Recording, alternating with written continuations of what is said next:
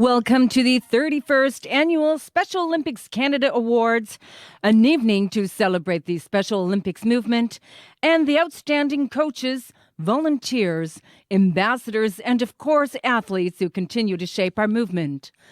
Bienvenue à la remise des 31e prix annuels d'Olympiques spéciaux Canada, une soirée hommage au mouvement d'Olympiques spéciaux et à ceux qui lui prêtent vie, ses entraîneurs, ses bénévoles, ses ambassadeurs et bien sûr ses athlètes merveilleux.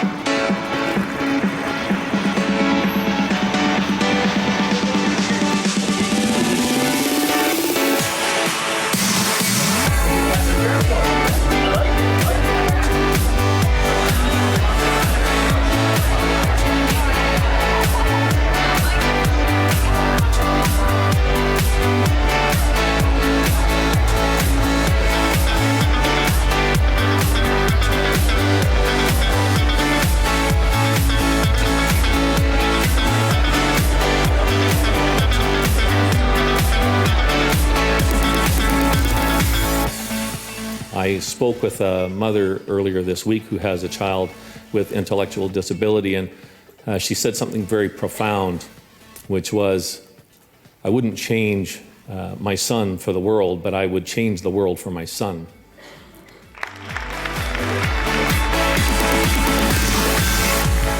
Knowing the impact that the work that we do has, I can't give up. Please welcome the voice of curling in Canada and longtime champion of Special Olympics Canada and our esteemed host for the evening, TSN's Vic Crowder. Well, thank you very much. It's so nice to be with you again, and looking back a year ago, it's hard to believe that here we are again. Just a year ago, of course, we were celebrating the 50th anniversary of Special Olympics in Canada, and so to be asked to return, it is my pleasure to be one of your co-hosts for this, the 31st Annual Special Olympics Canada Awards Night. Now, before we begin, we would like to acknowledge that this event is being held on traditional territories. These lands are steeped in rich Indigenous history and modern traditions. As a community, we have the responsibility to honor and respect the four directions: land, waters, plants, animals, and the ancestors. At Special Olympics, we respect and acknowledge with gratitude that we are situated today on the traditional territories of the Huron-Wendat Nation, the Anishinaabe Nation, the Haudenosaunee Confederacy, and the Mississaugas of New Credit First Nations. We also recognize that this land remains the home to so many diverse First Nations, Métis, Inuit, and Indigenous peoples today, and we thank them. It has been an incredible year for Special Olympics in Canada. For those of you who don't know, since 1989, Special Olympics Canada has honored athletes and volunteers for remarkable achievements that contribute and strengthen the Special Olympics movement right across our country. Tonight, we are going to honor the achievements of some exceptional athletes, teams, coaches, and fundraising volunteers, and volunteers that contribute both locally and nationally.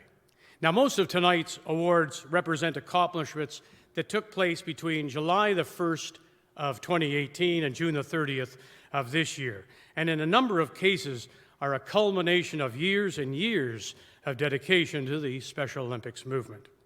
Now, it is my distinct pleasure as well to introduce my co-host for the evening. Now, this athlete has been part of Special Olympics for 14 years, and she currently trains and competes in basketball, soccer, swimming, track and field, golf, and thankfully curling.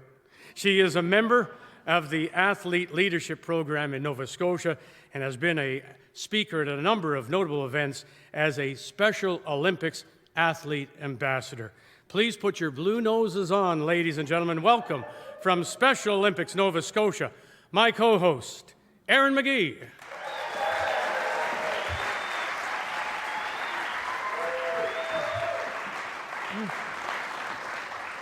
Thank you, Vic. It is an honor to share the stage with you this evening. Good evening, everyone, fellow athletes, beloved coaches, and volunteers, and all of our great supporters. Welcome to the 2019 Special Olympics Canada Awards Night. Well, it is so good to be with you. I was telling your dad that I've spent a lot of time in Nova Scotia, and I know that you've been very busy as an athlete this past year, speaking as well. Tell me what maybe a highlight has been this past year. For me, this past year, what really stood out for me was this opportunity to be here this evening. I went up against a lot of other individuals and ended up being selected. I remember when I got the phone call from Matt Quinn from Special Olympics Nova Scotia, I was shocked. I never would have imagined that I would be here, and I am truly grateful. So you won a competition to be with me? Guess so. That's so nice. I'm really thrilled that you are with us, and we are going to have a terrific couple of hours. Now, before starting the official award presentations for this evening, would you please welcome Mr. Stuart Johnson, the Chair of Special Olympics Canada Board of Directors, to say a few words. Stuart, please. Good to see you. Thank you. Hello, everyone. Vic, you better be careful. Aaron's looking like a pro. Won a prize to hang out with Vic. What was second prize? All right, everyone happy to be here? I am too. I spoke to a lot of you outside, and like me, I know you felt the same way. This is one of the best nights of the year. I am a little disappointed, though. This is my first function as chair of the board. The previous chair, this little-known guy named Mark Tewksbury, he's not here today. Couldn't make it, unfortunately, and I was going to do a Mark Tewksbury impression. You think I should still try? All right, I'll give it my best. Welcome to the Special Olympics Canada Awards Night!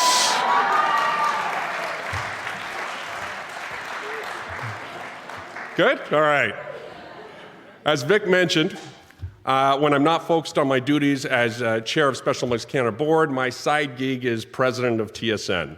So I'm very proud to be here today, both as a board member and on behalf of TSN.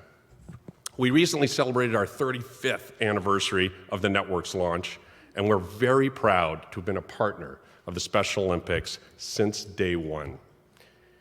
Il y a maintenant 35 ans depuis la création du partenariat entre TSN et les Olympiques Spéciaux Canada, et c'est un partenariat dont nous sommes très fiers. Having been with TSN for more than 20 years, I've been able to see firsthand the importance and power of the Special Olympics movement and its impact on athletes, families, and the community.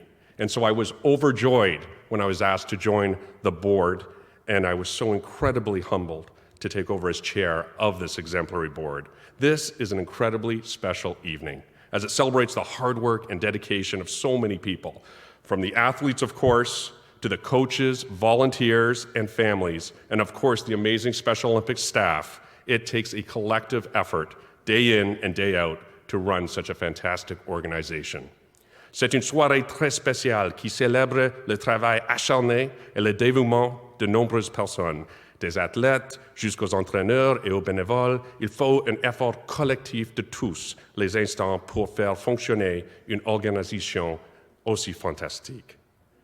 Tonight's awards are a valuable opportunity to shine a light on some truly phenomenal individuals and their stories, but they also serve as a well-deserved celebration and recognition of all the people who come together to make the Special Olympics great. So I really hope you enjoy tonight's evening. It's my pleasure to be here. Let's get it going.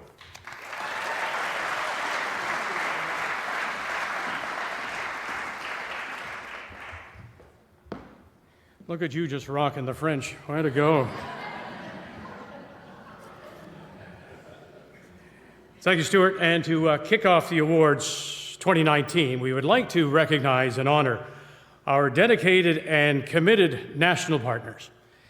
We have invited them to the stage so that we can present them with a token of our appreciation.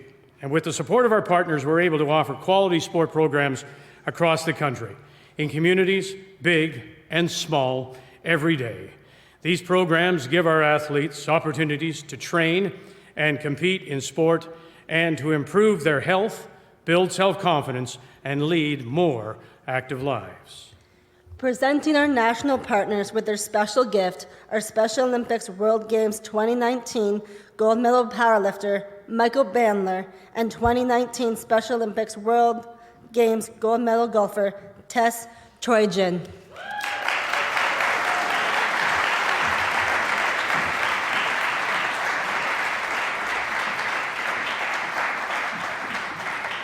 We would like to recognize Special Olympics Canada's Platinum Partners. On voudrait reconnaître nos partenaires platine. Representing SOBEY's, Renee Hopfner.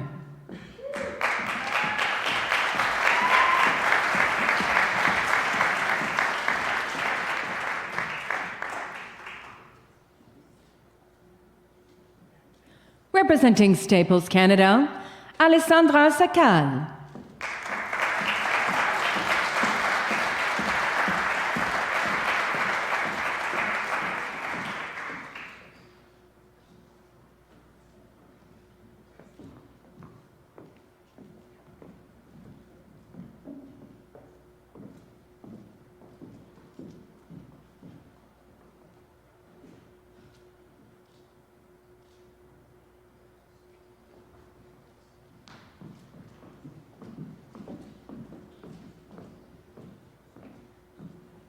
From our gold partners, de nos partenaires d'or, representing BEHN & Company, Lauren McLeod.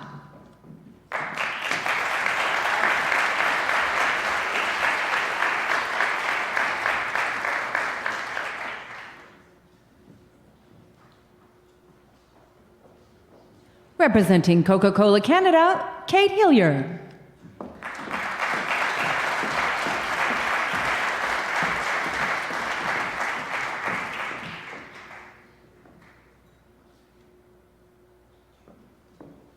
Representing Grey Canada, James Ainsley.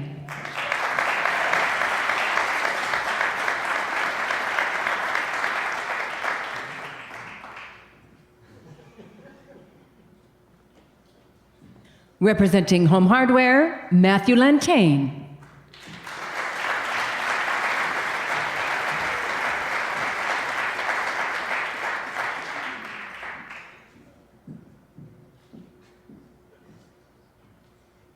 Representing Special Olympics Canada Foundation, Leah Perel.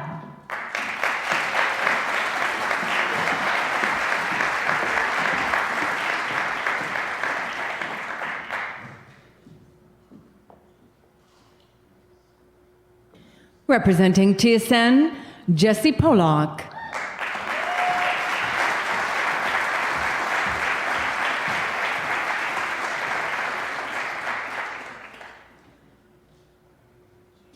Representing Wolseley Canada, Leslie Laughlin.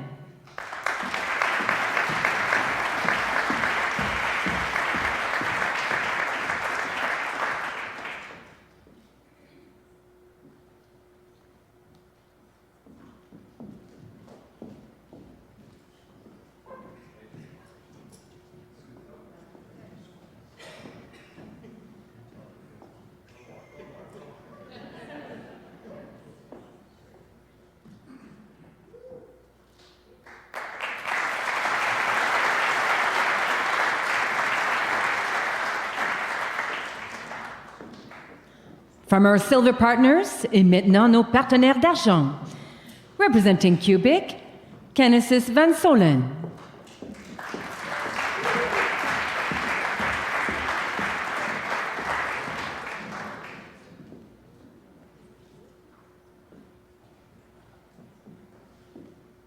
Representing the Samuel Family Foundation, Laura McGione.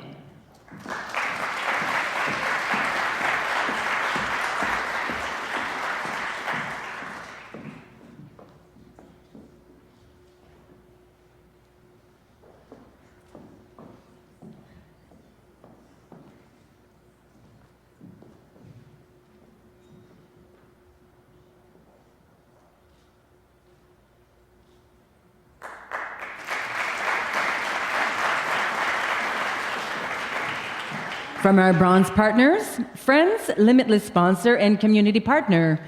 De nos partenaires de bronze, amis, commanditaires de Limitless et partenaires communautaires. Representing Canadian Progress Charitable Foundation, Marie Law.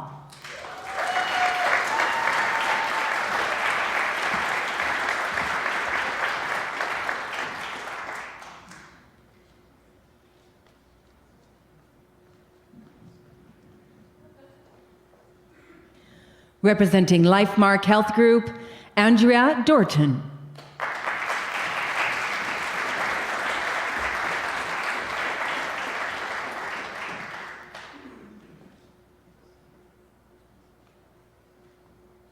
Representing Canadian Five-Pin Bowlers Association, Trevor Post.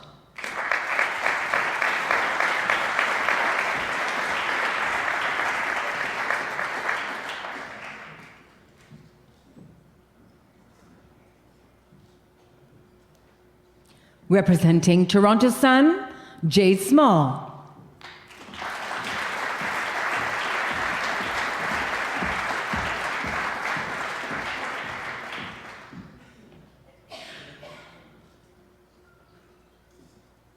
Representing Motion Ball, Julie Lafazanidis.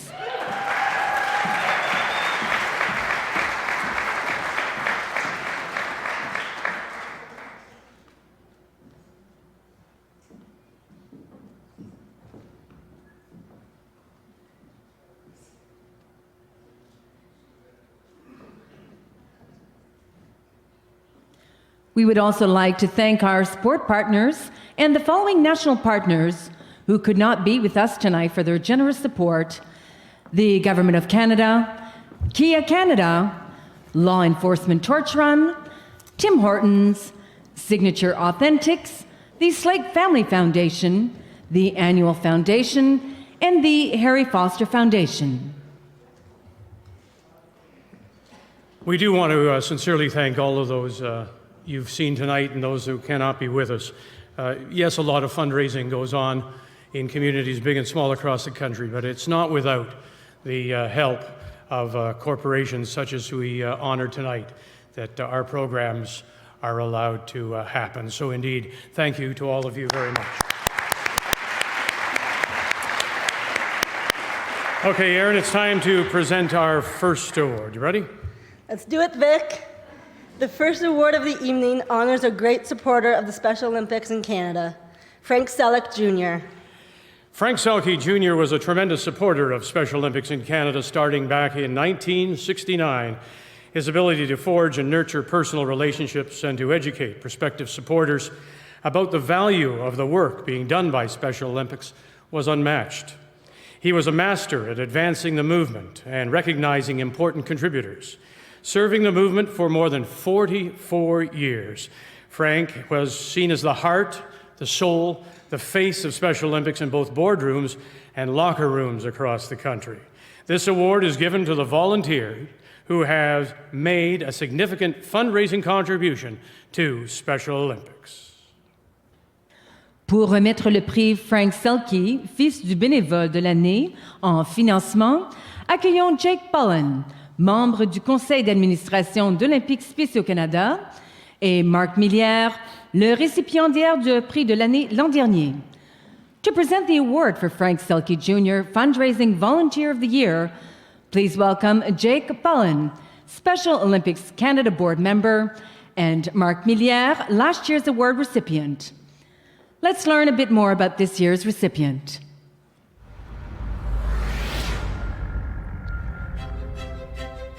Vancouver's Michael Blonde and Mike McClenahan are Special Olympics Canada's Frank Selke Jr. Fundraising Volunteers of the Year. Each year, this award is presented to fundraising volunteers who've made a significant contribution to the movement locally, provincially, and/or nationally. Michael and Mike have done that as champions of Motion Ball's Marathon of Sport Vancouver. The 2019 event alone raised an impressive $180,000. As the two longest-serving members of the Vancouver Events Volunteer Organizing Committee, They not only collect donations from personal and corporate networks, but also contribute personally while encouraging their peers to participate as well. Through their leadership, Marathon of Sport Vancouver has seen tremendous growth, not only in funds raised, but in number of participants. Michael and Mike are true champions of inclusion who are helping create a more inclusive Canada.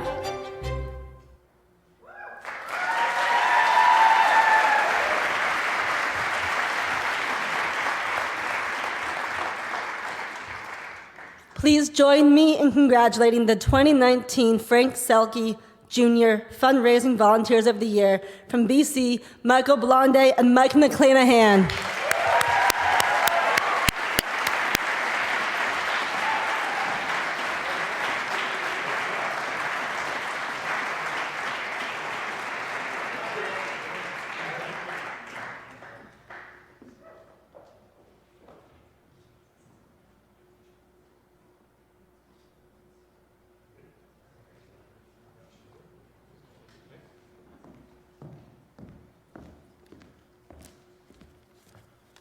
Wow.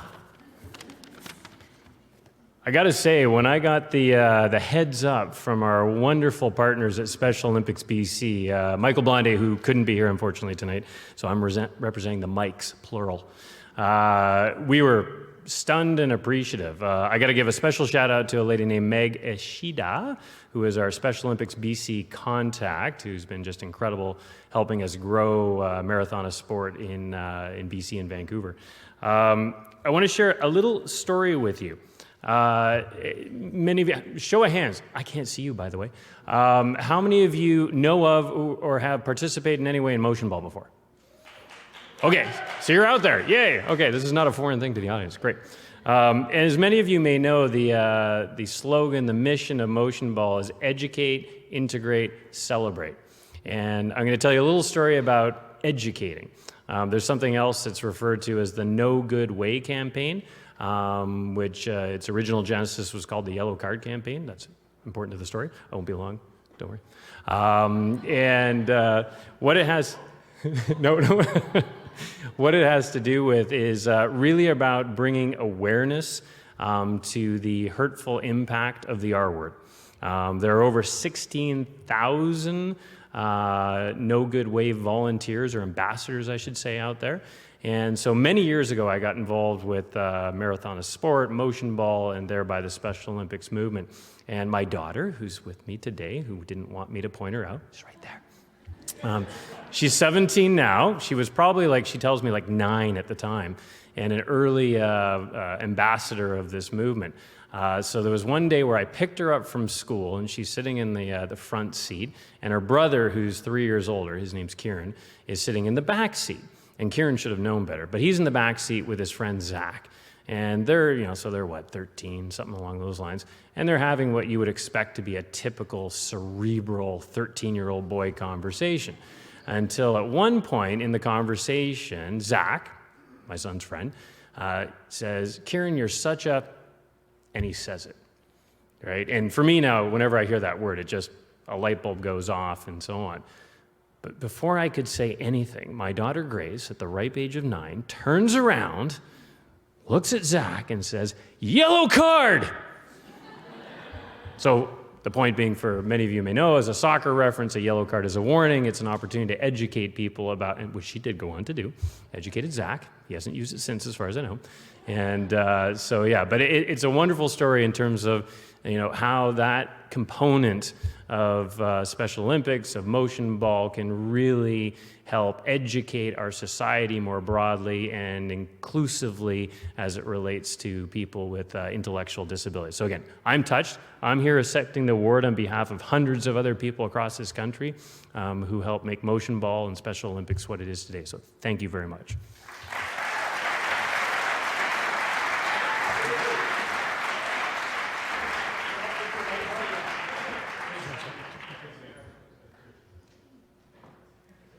Mike, just so you are aware, you probably never did meet Frank Selke. But of course, he is from the legendary Selke family, the Montreal Canadiens back in the day. Please have a seat. Thank you. Your daughter wants to talk to you anyway, so. But it was Frank Selke Jr. when he was involved as the general manager of the Oakland and California Golden Seals. You'll have to Google that, those of you who aren't old enough, of the NHL. But he was the first to bring Special Olympics into NHL locker rooms. And all those years later, and by way of knowing him, he got me involved with Special Olympics back in the mid to late 70s as part of a Darryl Sittler and Lanny McDonald floor hockey game they held at the old Varsity Arena. So he's a truly remarkable man, and we do indeed miss him. So congratulations.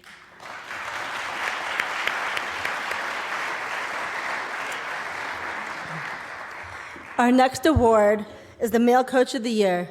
Presenting the award for Male Coach of the Year are Champions Network member and Bardown Ambassador Jesse Pollock and Special Olympics Canada Board member Mike Trojan. Pour remettre le prix de l'entraîneur de l'année, accueillons Jesse Pollock, membre du réseau des champions olympiques spéciaux Canada et ambassadeur de TSN Bardown, et Mike Trojan, membre du conseil d'administration d'Olympiques spéciaux Canada. Let's learn a bit more about this year's recipient.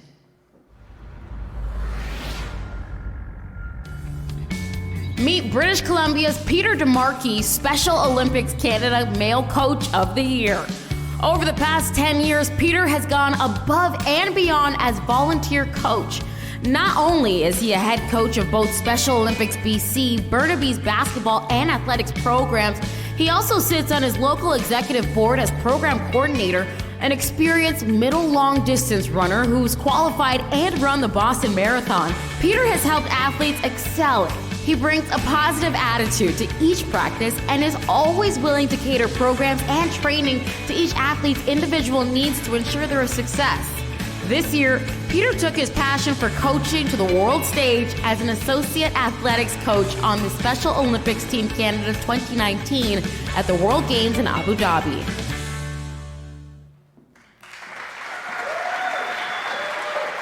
Ladies and gentlemen, would you please congratulate the 2019 Special Olympics Canada Male Coach of the Year from Special Olympics BC, Peter DeMarchi.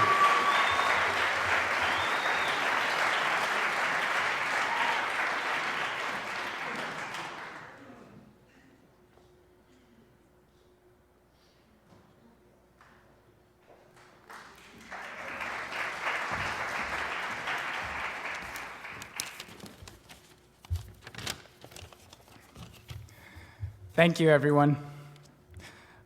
I'd like to start by saying how grateful I feel to be receiving this award and how humbling it is to be recognized alongside those who have achieved so much with Special Olympics. I'd like to take this opportunity to express my gratitude to Special Olympics Canada for this award and to those at Special Olympics British Columbia and Special Olympics Burnaby who had a hand in nominating me for this award. The story of how I got involved with Special Olympics is straightforward, and sometimes it just takes the right people in life to help foster these opportunities. In my second year of university, a friend of mine invited me out to a Special Olympics basketball practice. Honestly, even having never formally played basketball growing up, it was still an easy decision to continue coaching year after year. And 10 years later, I'm still learning how to do a proper layup. So if Kyle Lowry's around, I'm gonna need some pointers. Thankfully, I've branched out to coaching different sports, eventually finding myself coaching track and field in the spring months and basketball in the fall and winter months. Running has been one of my biggest passions, and I'm so happy to share that with my athletes. Some athletes have even willingly, maybe with a little gentle prodding, run the 10,000 meter race. And I'll save you the math on that. It's 25 laps around a standard 400 meter track. And maybe in the next few years, we'll have a group of half marathoners. Who knows, right? I know the drive and ambition is there. I believe in the power of sport and how sport can influence, empower, and strengthen an individual on and off the field of play. If you asked me 10 years ago at that first basketball practice in what capacity I would be involved with Special Olympics today, I would have never imagined that it would take me on this journey. After my experience at the World Games this past year, I feel so proud to be connected to both Special Olympics Canada and Special Olympics BC. These organizations continue to embody the mission of Special Olympics and are truly leaders for the world to follow. To Samantha, thank you for standing by my side and supporting me wholeheartedly throughout this journey. You've always inspired me to put forward all that I have into what I believe. To my parents and my sister, thank you for demonstrating what it means to remain committed and dedicated to your passions. I'd like to recognize that I would not be receiving this award without the collaboration and support from all coaches and volunteers that I've had the privilege of working hand in hand with over the past 10 years, many of whom are far more experienced than myself. Thank you for the countless hours and time that you dedicate to the athletes. It takes a village of dedicated supporters to help our athletes achieve their goals. And speaking of the athletes, I'm sure some of you have heard this before. An athlete is an athlete is an athlete. And truly, you, the athletes, are the driving force behind this movement. Whether I've had the privilege of coaching you or not, I want to recognize you for the effort that you bring to the table day in, day out, week after week, year after year, on the track, on the court, at your workplace, or at home. You are determined, and you are amazing. I see you out there demonstrating to the world what it means to empower one another and what it means to accept others unconditionally. You've not only taught me how to be a better coach, but also a better person. And I'm so excited to continue this journey with you all. Thank you.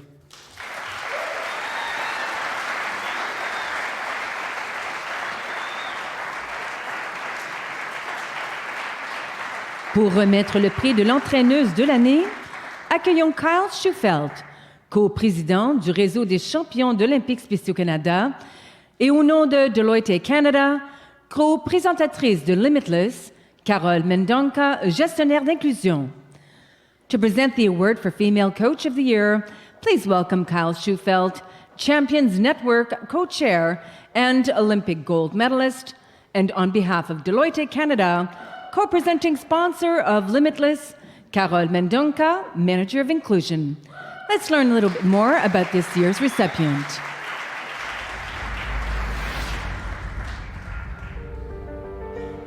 Meet Special Olympics Canada's Female Coach of the Year, Angela BEHN from British Columbia. After 32 years of coaching, Angela's commitment to Special Olympics athletes has never faltered. She's completed a number of certifications and seminars to enhance her knowledge and qualifications, from coaching and officials courses to even sign language courses. She can always spot an athlete's potential and will work with them to develop their skills, ultimately helping them reach national and international levels of competition. A lifelong learner, Angela is known for her wealth of knowledge and athlete-centered approach to coaching. She serves as a mentor to many, as well as coaches, not only from her hometown of Nanaimo, but throughout the province and country.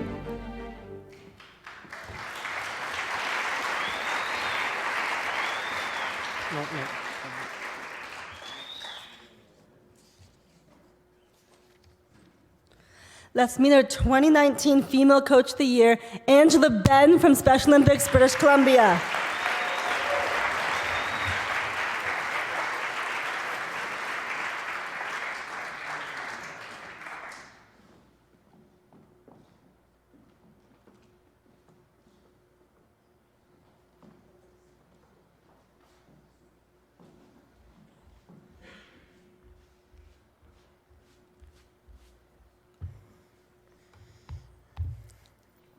Sorry, I'm old.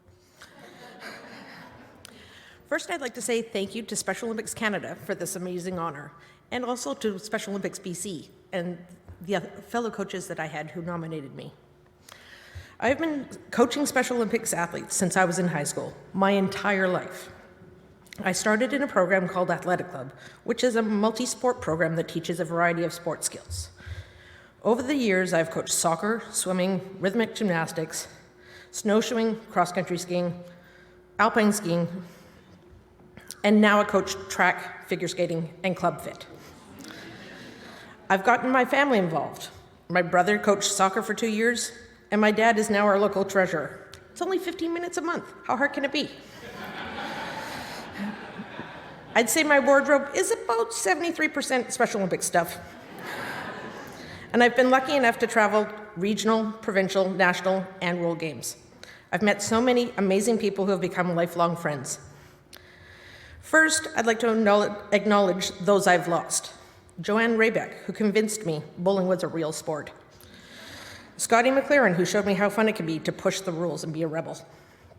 Nancy Martin, whose snorting laughter could infect a room. I carry the memories of those coaches in my heart always. To the coaches I've learned with, trained with, mentored with, and was mentored by, there's too many to count. But I would like to acknowledge Sylvia Taylor, my past local coordinator, who taught me that a good stick figure makes a great lesson plan.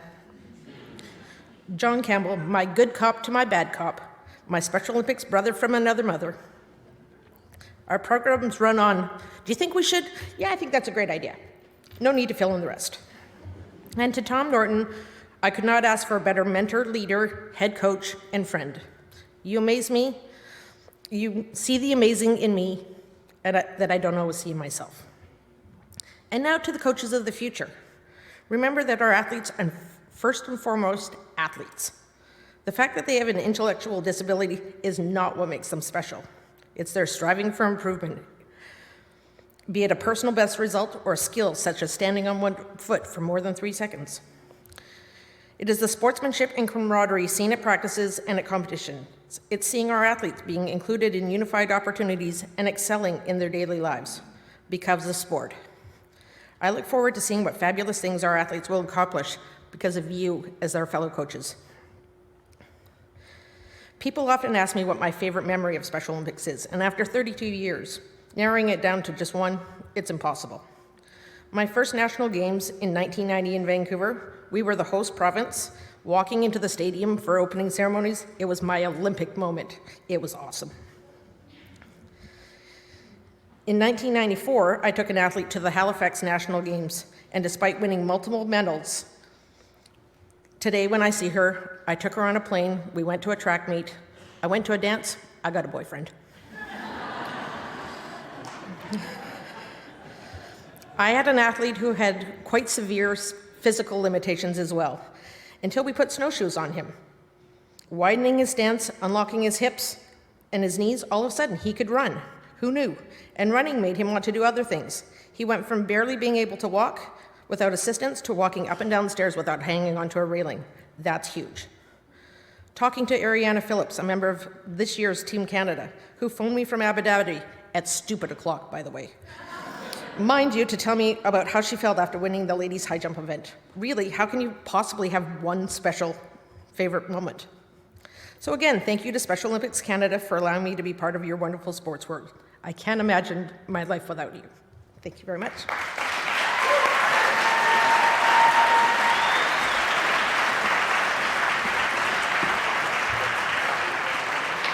I'm just going to add a little bit here, I think. Congratulations, Angela. And before we move on, you talk about coaching and family affairs. Let's talk a little bit about your family. Your dad is here. He coaches, correct? Yes. And anybody else in your family coach? My mom has coached, my sister is coach, and her boyfriend is coach, and now my sister and her boyfriend are both now on our regional board. Yeah, that's great. Wonderful. All right, sweetie.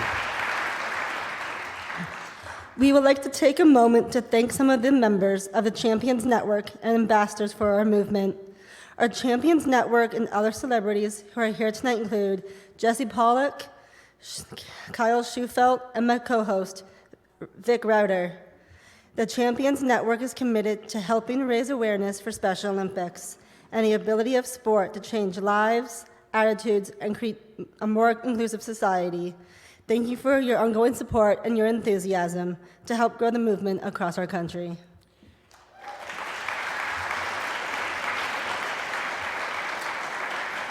Aaron, our next award celebrates the Special Olympics Canada Team of the Year, who has accomplished many successes together over the past 4 years. Pour remettre le prix de l'équipe de l'année, accueillons Julia London, vice-présidente du conseil d'administration d'Olympiques spéciaux Terre-Neuve et Labrador, et au nom de SOBEY, co-présentatrice de Limitless, Renée Hopfner, directrice des investissements communautaires. Please welcome Special Olympics Newfoundland and Labrador Board Vice Chair, Julia London, and on behalf of SOBEY, co-presenting sponsor of Limitless, Renée Hopfner, Director of Community Investment. Let's learn a bit more about this year's recipient.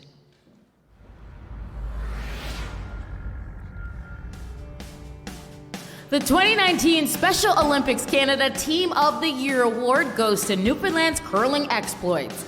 In just 4 short years as a team, the group from Grand Falls, Windsor has accomplished a lot on and off the ice. The curling exploits have collected 3 gold medals and 1 silver, earning their top spot on Special Olympics Team Newfoundland and Labrador for the upcoming Special Olympics Canada Winter Games Thunder Bay 2020. As a team, they've not only learned what it takes to win, but also how to lose with grace. They've become a family, learning how to communicate, respect, and support one another. The team also serves as role models in the community, helping out at almost every local event. This isn't their first Team of the Year award either. The town of Grand Falls, Windsor named the curling exploits its 2018 Team of the Year.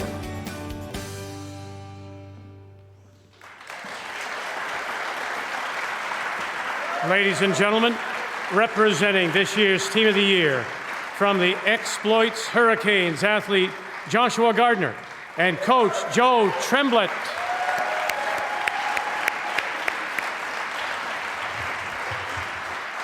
How good was that? That's wonderful.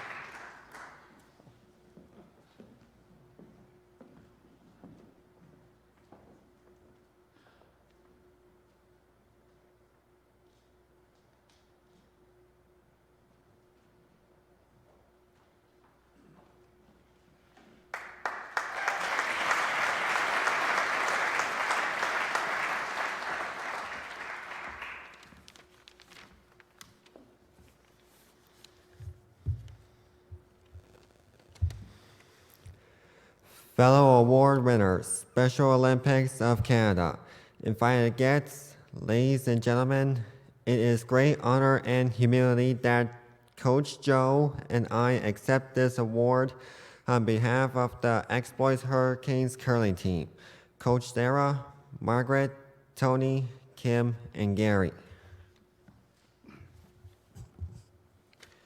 We are deeply grateful for all the support we have received from Special Olympics Newfoundland and Labrador, Mike, Kim, Sandy, and Trish, to our own executive, Colleen, Kathy, and Pauline, and all the athletes in our programs.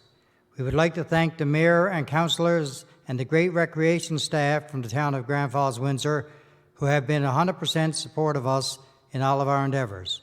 We'd also like to thank the Grand Falls, Windsor Cataracts, Newfoundland and Labrador Curling Association, Goal Line Canada, and to Ryan Follett and the executive of the Exploits Regional Curling Club, and all who have helped us achieve our award. We would especially like to thank Special Olympics Canada for bestowing this great honor on our team. And we would like also to thank Sarah and I would like to thank the parents for giving us the opportunity to coach these special, special people. Thank you.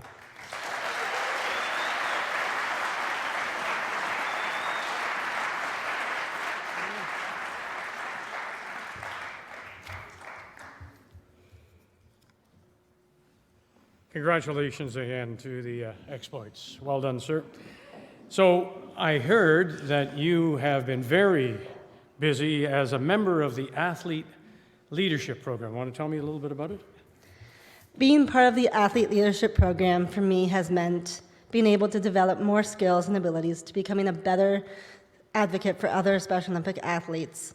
Some of the opportunities I have had include traveling to Ottawa in October 2016 for Hill Day, and asking the MPs for more funding for Special Olympics. One of my most recent opportunities was back in July, appearing on CTV Morning News to talk about the Summer Provincial Games that took place at Acadia University from July 12th to 14th. And now you can add this tonight, what we're doing. You can add that to your Yes, I can. There you go. There you go. Right here, please. The late detective Rob Plunkett was deeply committed to the law enforcement torch run and to the Special Olympics movement throughout Canada.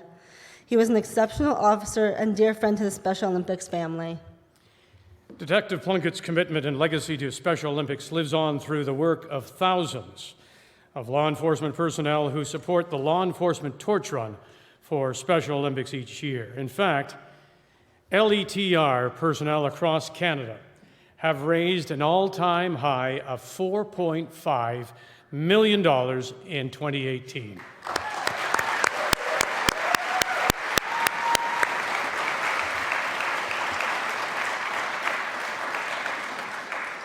This year's Rob Plunkett Law Enforcement Torch Run Award recipient has been a true ambassador for the LETR, capturing the hearts of many Special Olympics athletes and igniting the interest of many new law enforcement volunteers in support of this worthy cause.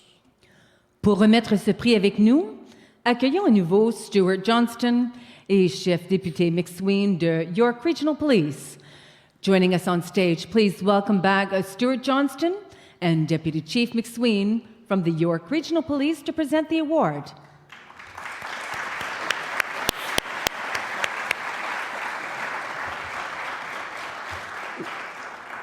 Let's learn more about the 2019 Rob Plunkett Law Enforcement Torch Run Award winner.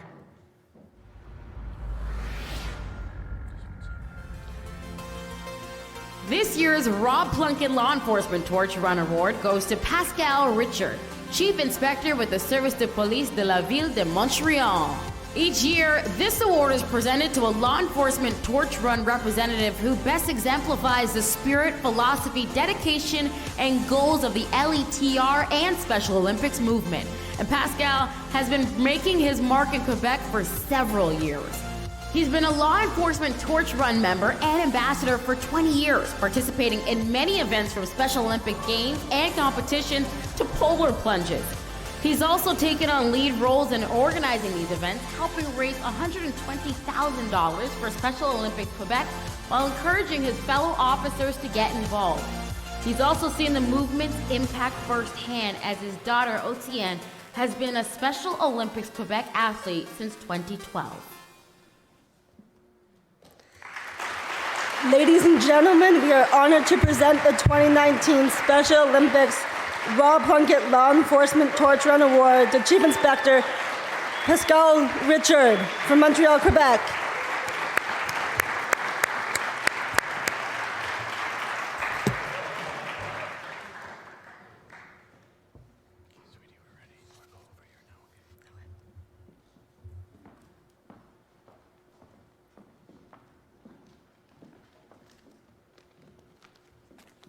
Wow, very appreciate. Thank you very much. Good evening. First of all, I'm sorry for my English. You know, this award is a great honor for me and my daughter, Oceane. It's especially an honor for me to be the first police officer to receive an award with my daughter being a Special Olympic athlete. My wife is here tonight, and I am very proud of you. I would like to thank the entire police community of Quebec and Canada for their involvement in the law enforcement torch run. Je veux dire merci à mon épouse et à Olympiques spéciaux Québec pour avoir donné la chance à ma fille Océane et à tous les athlètes de faire confiance et de se faire confiance et de se dépasser. Je veux aussi dire merci à tous les policiers qui ont rendu possible cette fantastique aventure. Les personnes qui ont une intelligence différente viennent de franchir un grand pas dans leur vie. People with a different intelligence now have a great opportunity to step forward in their life and enjoy a great moments. Merci surtout grâce à la grande famille de la course au flambeau, des agents de la paix. Elles ont fait un bond géant pour occuper la place qui leur revient dans notre société. Comme la musique, le sport permet à des jeunes et à des adultes, hommes et femmes, de se rassembler, de se comprendre et de vibrer ensemble. Aujourd'hui, il leur donne la confiance, la fierté de s'exprimer et de dire qui ils sont. You will forever be able to count on Océane and me. We are part of the Special Olympics family. N'oublions pas que nos athlètes sont tous des héros à leur façon. Let's not forget that our athletes are all heroes in their own special way. Congratulations to all the winners. Thank you very much, and have a good evening.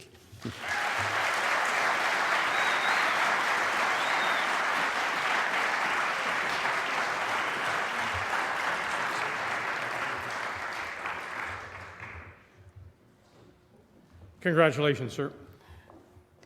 Vic, let's check in with our wonderful audience. How's everyone doing so far? Yeah. Still having fun? Since last year's awards, a very special event took place in the United Arab Emirates. Why don't we take a look at what Special Olympics Team Canada, who went halfway across the world, did last March.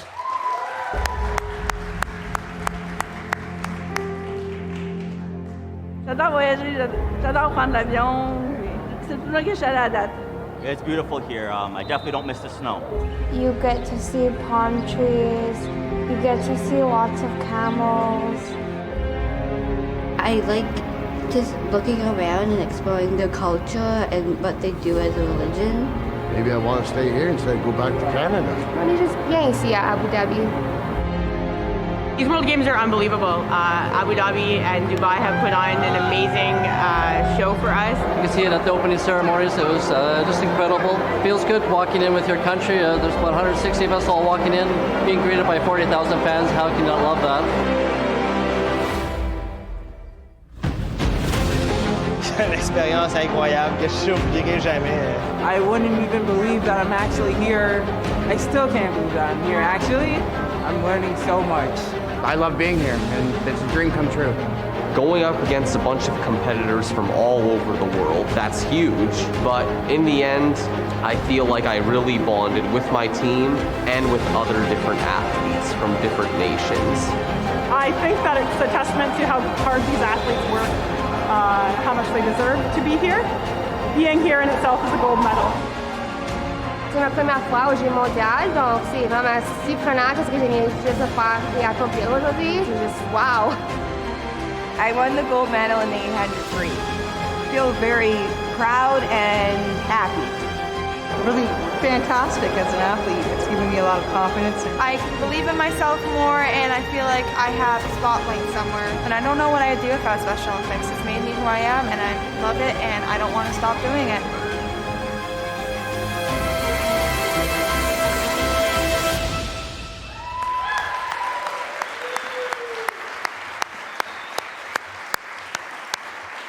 And if you are wondering, they are the summer games, but they had to be held in March because of the extreme heat in the summer in UAE.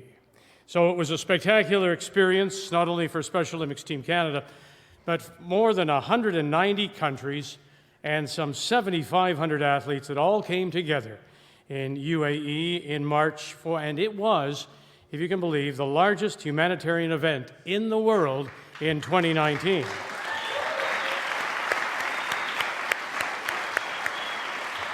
Congratulations to the 109 athletes, 54 coaches, the mission staff, led by Chef de Mission for Special Olympics Team Canada 2019, Mike Greek. Woo!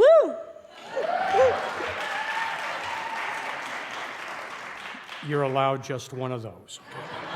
Unfortunately, that's my only one. CEO Special Olympics Nova Scotia, of course. And Team Canada's honorary coach, Marnie McBean, a three-time Olympic gold medal winner. Collectively, the team produced an outstanding result. 155 medals, 90 of which were gold, the highest gold medal count of any competing country.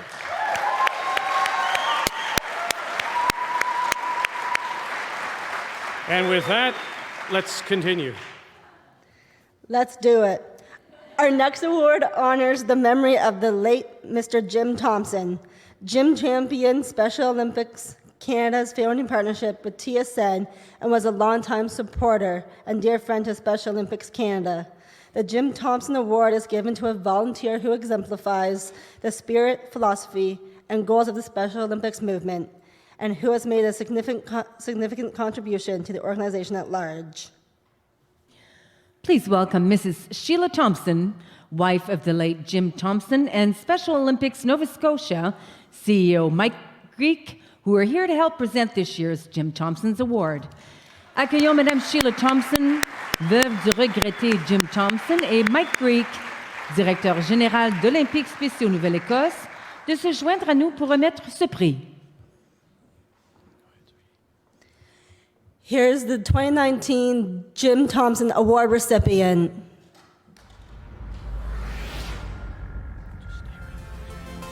The 2019 Special Olympics Canada Jim Thompson Award goes to longtime Nova Scotia volunteer Leslie Sobey.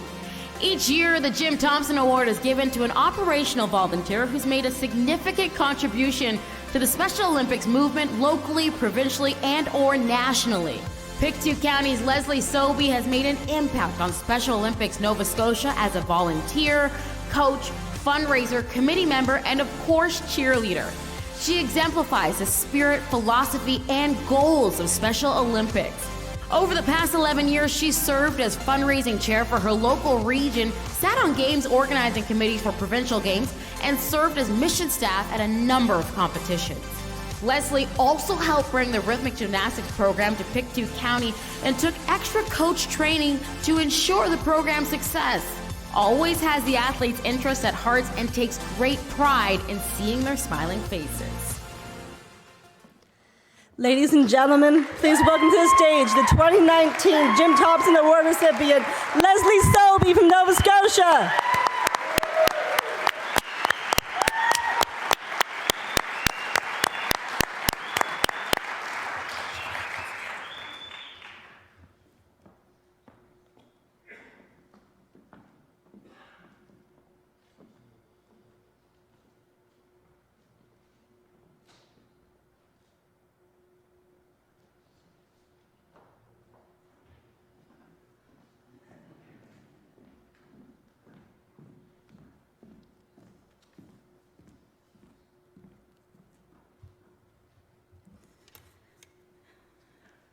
I apologize in advance. Thank you. Thank you, Vic and Aaron. Good evening, fellow award winners, ladies and gentlemen. It is an honor and a privilege to be with you here tonight and to be chosen as the recipient of the 2019 Special Olympics Canada Jim Thompson Award. I extend my deepest thanks and gratitude to all those who nominated me and to those on the selection committee for selecting me. When my children, Jonathan, David, and Candace, were young, I took them to the Provincial Summer Games in Halifax. We were all so inspired by the athletes' efforts, perseverance, and true sportsmanship as we watched and cheered them on. In 1998, I became involved indirectly with Special Olympics through my time on the boards with HCRS Foundation and with Highland Community Residential Services Society, which provides homes and support to some of our athletes, where I would also chaperone the combined dances with Special Olympics. I was also involved indirectly with Special Olympics through my time on the board at the Pictou County Dragon Boat Festival and through my being a member of the Pictou County Progress Club. It was through all of these interactions where I truly came to know the athletes, their families, the volunteers, the coaches, and the athlete support staff. You might like to know that over the period of 2002 to 2008, the Race on the River Festival were the only one in the world to feature Special Olympic athletes participating in dragon boat racing.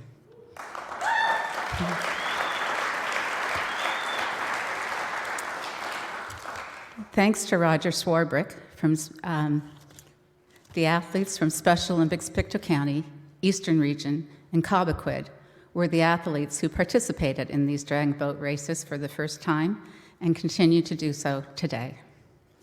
When I became a member of our regional committee, I continued to build upon my relationships and friendships with all those involved in Special Olympics, locally, provincially, and nationally. It is through this that I constantly saw how Special Olympics has impacted and changed people's lives, including mine. Each of us have our own memorable moments where Special Olympics has made an impact, or has been an inspiration, or has made us burst with pride, or has made a difference in someone's life. And I would like to share one of mine. Eric came to Special Olympics later in life. He was 52 years old. I first met Eric at the New Glasgow Staples through the Give a Toonie Share a Dream campaign, where he came to volunteer at the barbecue just shortly after moving to Pictou County and becoming involved with Special Olympics. Eric came to Special Olympics later in life, but he came with enthusiasm, he came with delight, and he came with appreciation. What a gentleman, and what a volunteer. Eric's sport was bowling. He loved to play the game while enjoying time with his newfound friends and coaches. Eric's wish was to be able to bowl well, so that he would be able to make the team that would attend the games later that year. Well, he did make the team, and he was able to go away to the provincial summer games at Acadia University, his first time away from home. What a bus ride we had. He sat behind athlete Dave Wakely and I while sitting beside athlete Henry Green. Henry let Eric sit beside the window, and Eric thanked him constantly along the way while complimenting Henry on his singing. And Henry loves to sing, and he sang all the way to Acadia, which was a 3.5-hour bus ride. Eric would also stand up in the bus and thank all of us, coaches and athletes, for letting him come along, and thanking those of us who volunteered our time so that they could come away. To see the absolute joy on Eric's face as he took his first bus ride, his first trip away from his parents, was something special. He was in awe as he looked out the window and he saw a farm and a wind turbine, and his excitement when we stopped at McDonald's, and the pure happiness he had when we all ate together. I will never forget. The other thing that stood out with Eric was how grateful he was and how wonderful he thought it was for his parents that they were going to have some time for themselves. Eric had lived his whole life in a very rural community where there was no access to Special Olympics, but where his parents and family ensured his life was full. Throughout the bus trip, Eric would tap me on the shoulders over and over and over and repeat how wonderful it was for his parents to have this weekend for themselves, as they had always looked after him for so long and so very, very well. When we arrived at Acadia University, Eric again repeated how wonderful it was for his parents, to which he then added, "And Leslie, don't get me wrong, but this is so very good for me too." He was so very excited that weekend. He danced in the lounge upon our arrival with some of the athletes and had us all in stitches when he dropped to the ground and started doing the worm on the floor. He enjoyed the barbecue, and he really loved the dance on the Saturday night. He had so much fun that weekend. He kept saying, "I hope I win a medal, but I know, it's not about winning, it's about doing your best and having fun. It's okay if I don't win a medal, but it sure would be nice if I did." Well, Eric was awarded a medal for bowling. I will never forget the joy Eric had, nor will I ever forget his appreciation and his sportsmanship. He thanked everyone on his way up to receive his medal and all the way back. He was such a gentleman, too.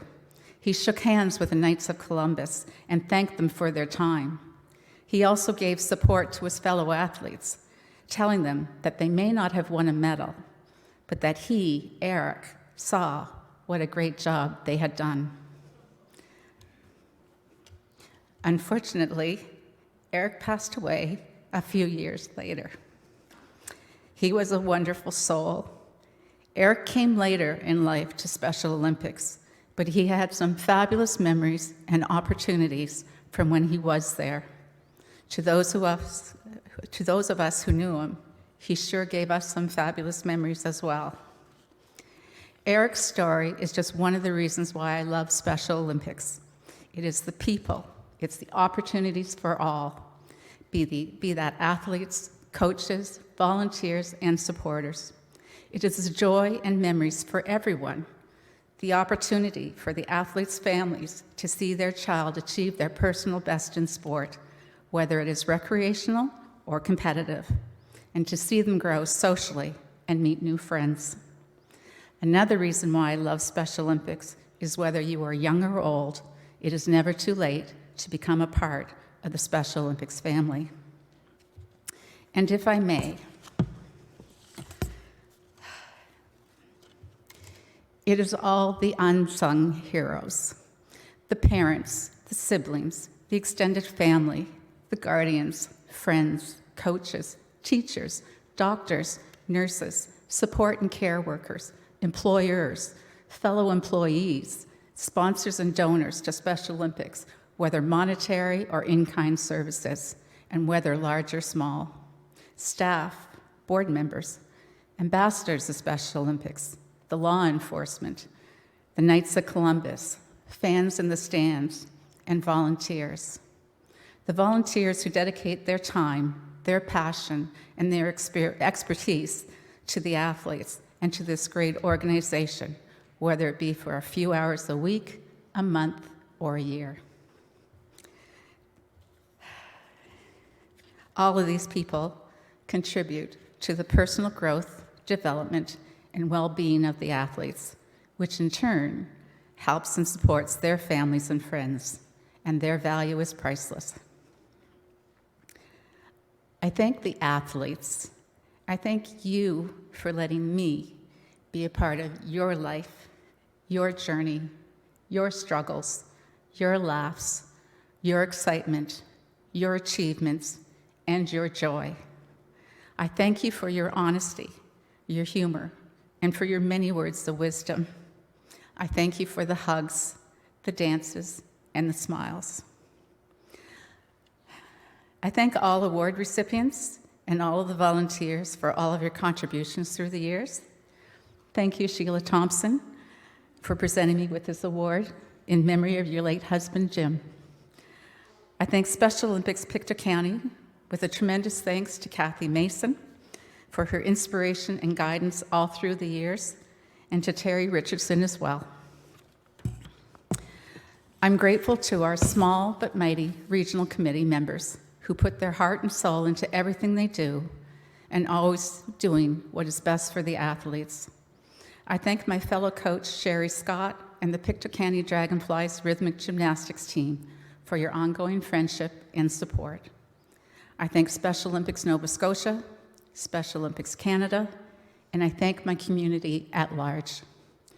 I thank my family, my children, who I have and always will be so very proud of, Jonathan, David, and Candace, their spouses, who I consider my children too, Sonia, Jackie, and Taylor, and of course my 4 fabulous granddaughters, Lily, Peyton, Ella, and Eden. I'm truly blessed, and I know it. I thank you all for enriching my life, for helping me on my life journey, for helping me grow as a person.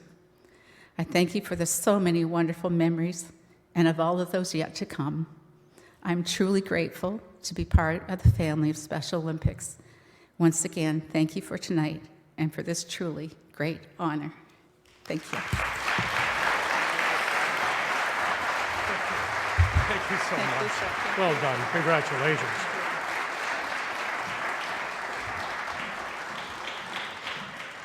Congratulations. And unfortunately, Leslie gave away your secret here. Well, not my fault for being short.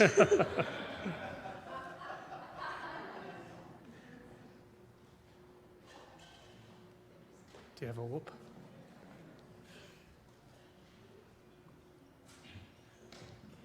Congratulations again. Now it's time for the athletes. And this year's Female Athlete of the Year has a great love of sport and has been a part of Special Olympics Saskatchewan for 5 years. Pour présenter le prix de l'athlète féminine de l'année, veuillez accueillir Sharon Ballenbach, la directrice générale d'Olympiques spéciaux Canada, et Trish Williams, la directrice générale d'Olympiques spéciaux Terre-Neuve et Labrador. To present the award for Female Athlete of the Year, please welcome Special Olympics Canada CEO Sharon Ballenbach and Executive Director of Special Olympics Newfoundland and Labrador, Trish Williams. Ladies and gentlemen, let's meet our Female Athlete of the Year.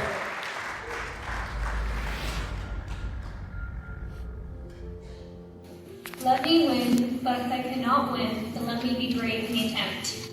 Meet Special Olympic Canada's Female Athlete of the Year, TIANNA Zimmerman from Regina, Saskatchewan. TIANNA, a floor hockey player and swimmer, joined Special Olympics Saskatchewan only 5 years ago. When she first started in the pool, she wore a life jacket to swim practice. Today, she is a Special Olympics world champion swimmer after bringing home gold in the women's relay and bronze in 800-meter freestyle from the Special Olympics World Games Abu Dhabi 2019. A young athlete and a relatively new swimmer, TIANNA's confidence grew with her skills in the pool. Every challenge she's faced, she's approached head-on and excelled. TIANNA has not only grown as an athlete, but also in life. She advocates for her peers as the athlete representative on her local community executive committee and continues to serve as cheerleader and a beam of positivity for her teammates.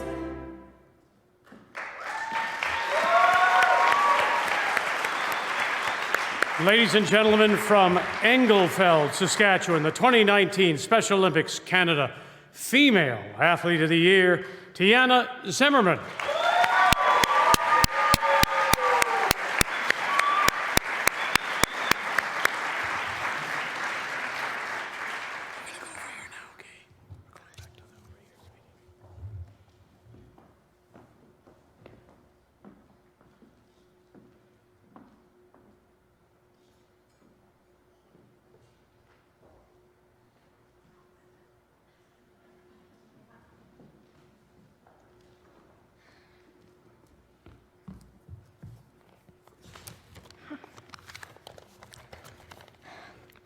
Thank you so much for this very prestigious award. Being named the 2019 Canadian Special Olympic Female Athlete of the Year is truly an honor. This all seems so surreal. To be honest, I still worry sometimes that this is just a dream. I'm gonna wake up and find that I'd fallen asleep in class and drooled all over my assignment. Being a part of the Special Olympics these past few years have been life-changing for me. 5 short years ago, I was a very shy and routine-obsessed person. I struggled with making eye contact, and with anyone except family, I refused hugs and hated being the focus of attention. I detested trying new food, and I mainly just kept to myself. Except this one time when I accidentally yelled at my teacher because she asked me to try something new. Special O and all the great people involved with the organization taught me to open myself up to new opportunities and to adapt to change. It helped me to find confidence and to believe in myself. Along this path, there were so many amazing people that made all of this possible. I'd like to take a moment now to say thank you to them. First, to my swimming coaches. Jackie Powell, my coach for Nationals and Worlds. Dwayne Carson, the head coach for Worlds. Michelle Gay, Maura Hunter, Melissa Diamond, and Jennifer Moosley, which were 4 more of my incredible world coaches. And also to Deb Stumberg, my local Special Olympic coach, and Lisa LaFay, the head coach of my generic swim team, the Humboldt Hammerheads. Thank you all so much for pushing me to do the best I could do in and out of the water, even when I didn't want to. Next, I'd like to thank my parents, Terry and Tammy Zimmerman, for dragging me all over Saskatchewan for swim meets, for all the inhumanely early morning swim practices, and for forcing me to abandon the life jacket that I had brought to the first swim practice, which I never even wanted to go to. As well, I want to thank you both for believing in me, even when I didn't, for pushing me to be the best version of myself that I could be, and for loving me enough to give me this great opportunity. Thanks, Mom and Dad.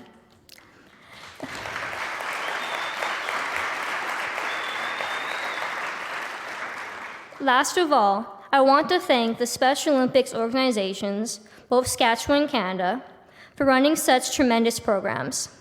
Thank you for declaring me an alternate for Team Saskatchewan in the 2018 Nationals. Without that opportunity, I wouldn't be standing here today. Thank you as well for believing in my ability and for choosing me to represent Team Canada at the World Games. And finally, I express my deepest gratitude to you for choosing me to be this year's Female Athlete of the Year. You've given me so much to be grateful for. Thank you.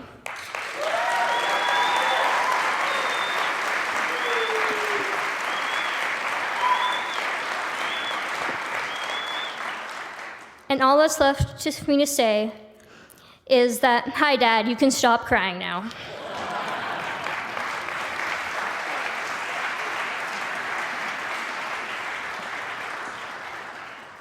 That's right, I forgot. We're streamed across the country tonight. I just wanted to make mention, Mrs. Zimmerman, you're here. Engelfeld, I had to look it up. Little community. You're east of Saskatoon, east of Humboldt, and according to the Saskatchewan website, fewer than 300 people live in the community. Is that correct? So it just goes to show you the reach of Special Olympics, from the big city to the smallest of towns, such as Engelfeld. So congratulations.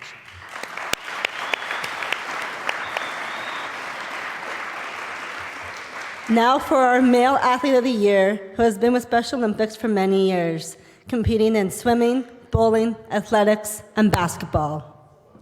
Pour présenter le prix de l'athlète masculin de l'année, veuillez accueillir Jane McEwen, directrice des programmes d'Olympiques spéciaux au Nouveau-Brunswick et membre du conseil d'administration de la Fondation d'Olympiques spéciaux Canada, Dan Goldberg.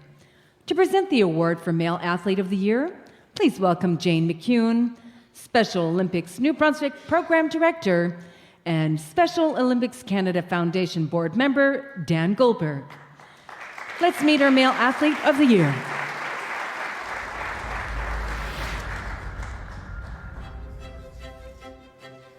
Meet this year's Special Olympics Canada Male Athlete of the Year, New Brunswick's Jesse CANNEY.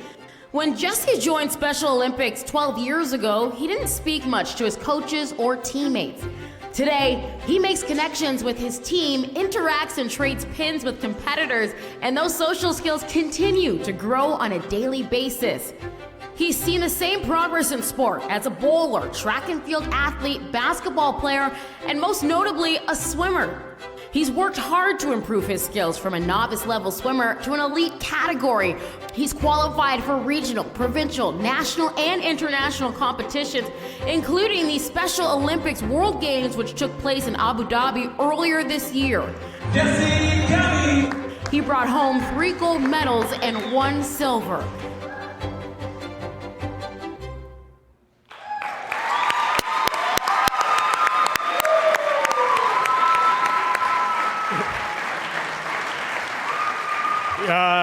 Welcome, please, from Durham Bridge, New Brunswick, the 2019 Special Olympics Canada Male Athlete of the Year, Jesse CANNEY.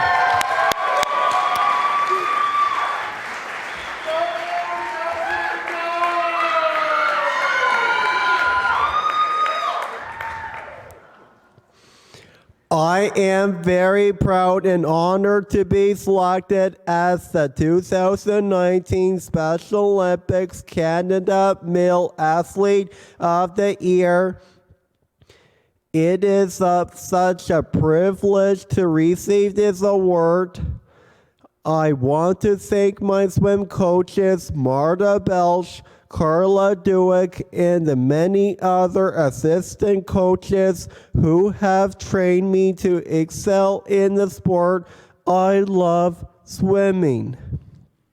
When I was a toddler, my parents were told by the medical professionals that because of my severe autism to not expect much from me.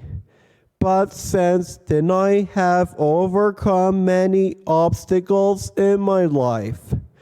When I joined the Special Olympics swimming program in 2007, I was an 11-year-old near nonverbal athlete. Nowadays, I make connections with people, answer questions, and make comments. I never used to do these things before. Being involved in Special Olympics has also given me the experience and confidence to cross the barrier and train and compete with a generic swim club. I have been a member of the Fredericton Aquanauts swim team since 2012. I was beyond thrilled that I was selected to represent the Special Olympics Team Canada 2019 in Abu Dhabi and Dubai. I specialize in freestyle distance events, so I was very happy to find out that I have been selected to compete in all distance events at Worlds. In the 1500 meter and 800 meter freestyle, I won gold, and in the 400 meter freestyle, I won silver.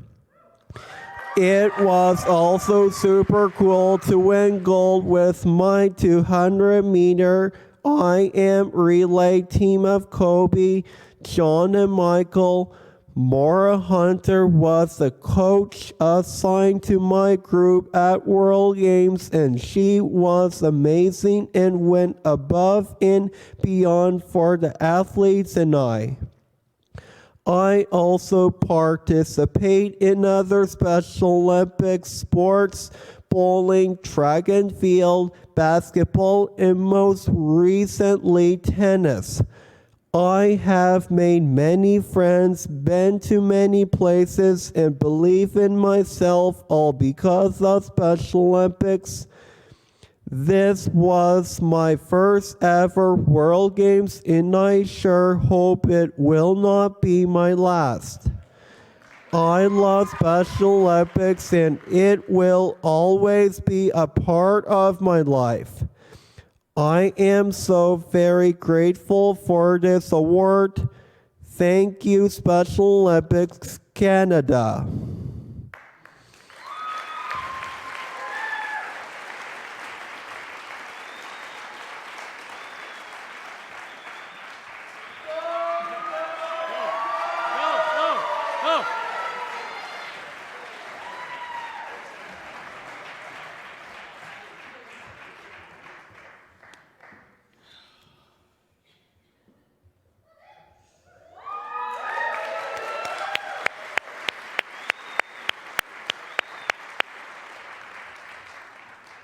One of those moments that you'll take home and smile about for a long time.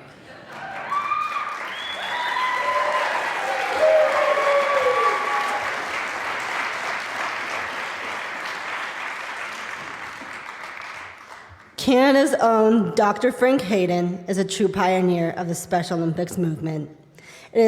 It was with his research with individuals with intellectual disabilities right here in Toronto that caught the eye of Eunice Kennedy Shriver and helped lead to the creation of Special Olympics in 1968. Simply put, Special Olympics as a global movement would not be where it is today without Dr. Hayden's vision, research, and dedication. More than 50 years later, here we are. We are pleased to have him here tonight To honor our next award winner, the Dr. Frank Hayden Athlete Lifetime Achievement Award is given to the athlete who has many successes in his or her sport and has consistently acted as a role model for other Special Olympic athletes. Ladies and gentlemen, it is with tremendous honor that I invite our own movement maker, Dr. Frank Hayden, to come forward and say a few words, please.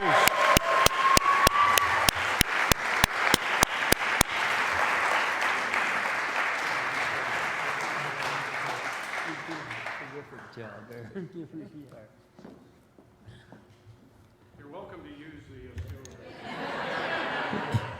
the Boy, I'm glad that step is there, Vic. That's great for me. Good evening, everyone. Bonsoir à tous. It's great for Marion and I to be here once again and meet friends that we only see maybe once a year, make some new friends, and especially to see all the people of Special Olympics. I wanted to say thank you to Special Olympics Canada and to all the folks there, the board and the wonderful staff and so on for putting on this night. It's terrific for all of us to see the great people in Special Olympics at all levels. Of course, the athletes inspire us all, but when you see what's going on from coast to coast here and the wonderful people that do it, it becomes a continuing inspiration for all of us. And Special Olympics is what it is today because of all those people and what they did. You know, I will tell you one story. I always have to tell a story when I get up. It's somewhat easier than speaking, you know. And I'll tell you one from back in Special Olympics start, 1968. I'm in my office in Washington in the week before the games, and I get a call from the Chicago Park District to say, I said, well, how are things going? And I said, well, fine, except we have one problem. He says, well, they haven't been able to raise much money. I said, you waited until 1 week before to tell me you haven't been able to raise money? And I said, well, I don't know what I can do for you now, but tell me, what do you need? And they say, well, if we could get one dinner covered, that's like a dinner for 1,800 people or something at the hotel. If we get that covered, that would really help. I said, well, let me see what I can do. So I got off, and we had used the LaSalle Hotel for the Kennedy International Awards, which they did periodically. And so we were going there, and I found out one way or another that the owner of the LaSalle Hotel was a man named Avery Brundage. Avery Brundage was the president of the International Olympic Committee. He was also a self-made businessman and a terror. Everybody was scared to death of him, and internationally as well. And I thought, well, Frank, what can you lose? So I wrote him a letter and told him, I said, oh, Mr. Brundage, you know, how you will be very interesting in what we have going on in Chicago this summer, and et cetera, and want to invite you to come as our guest at the opening ceremonies and say a few words and whatnot, and if you can find time, how wonderful it would be. And, oh, by the way, the people in Chicago have had a little trouble raising money, and you know, we're staying at your hotel, and it would really help if the hotel could give us one dinner. When at the start of the next week, I went to Chicago to get in there ahead of time, and when I came in the door of the hotel and walked across the lobby, the manager came out, who had been working with on arrangements for it along the way, and he's got my letter in his hand, and he says, "You wrote this to the old man?" And I said, well, yeah. He says, boy, he better not think I had anything to do with this. It'll mean my job. He says, and I said, well, no. I said, it's just between me and him, Bill. I said, no problem. If he can do it, okay. If he can't, we'll work out another way. And he says, But how can he say no? You've got all these mentally handicapped athletes staying at his hotel. And I said, well, I think you got that right, Bill. So the Avery Brundage was over in Tokyo on Olympic business, and he got back the next morning, I guess, and I got a call. This is at my suite that said, this is Mr. Brundage's secretary, and he'd like you to come up and meet with him. I said, oh, really? Like when? She said, right now. I said, oh, God, okay, I'll come up. So I get on a shirt, tie, jacket, whatnot, go up to his suite on the top floor of the hotel. And she says, when I come in, sit there. So I sit down on a bench and I wait. And I wait. People are going in and out of the office.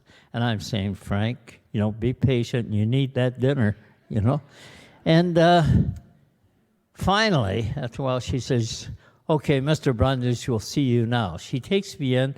He's huddled over his desk, his head down, writing. He doesn't even look up at me.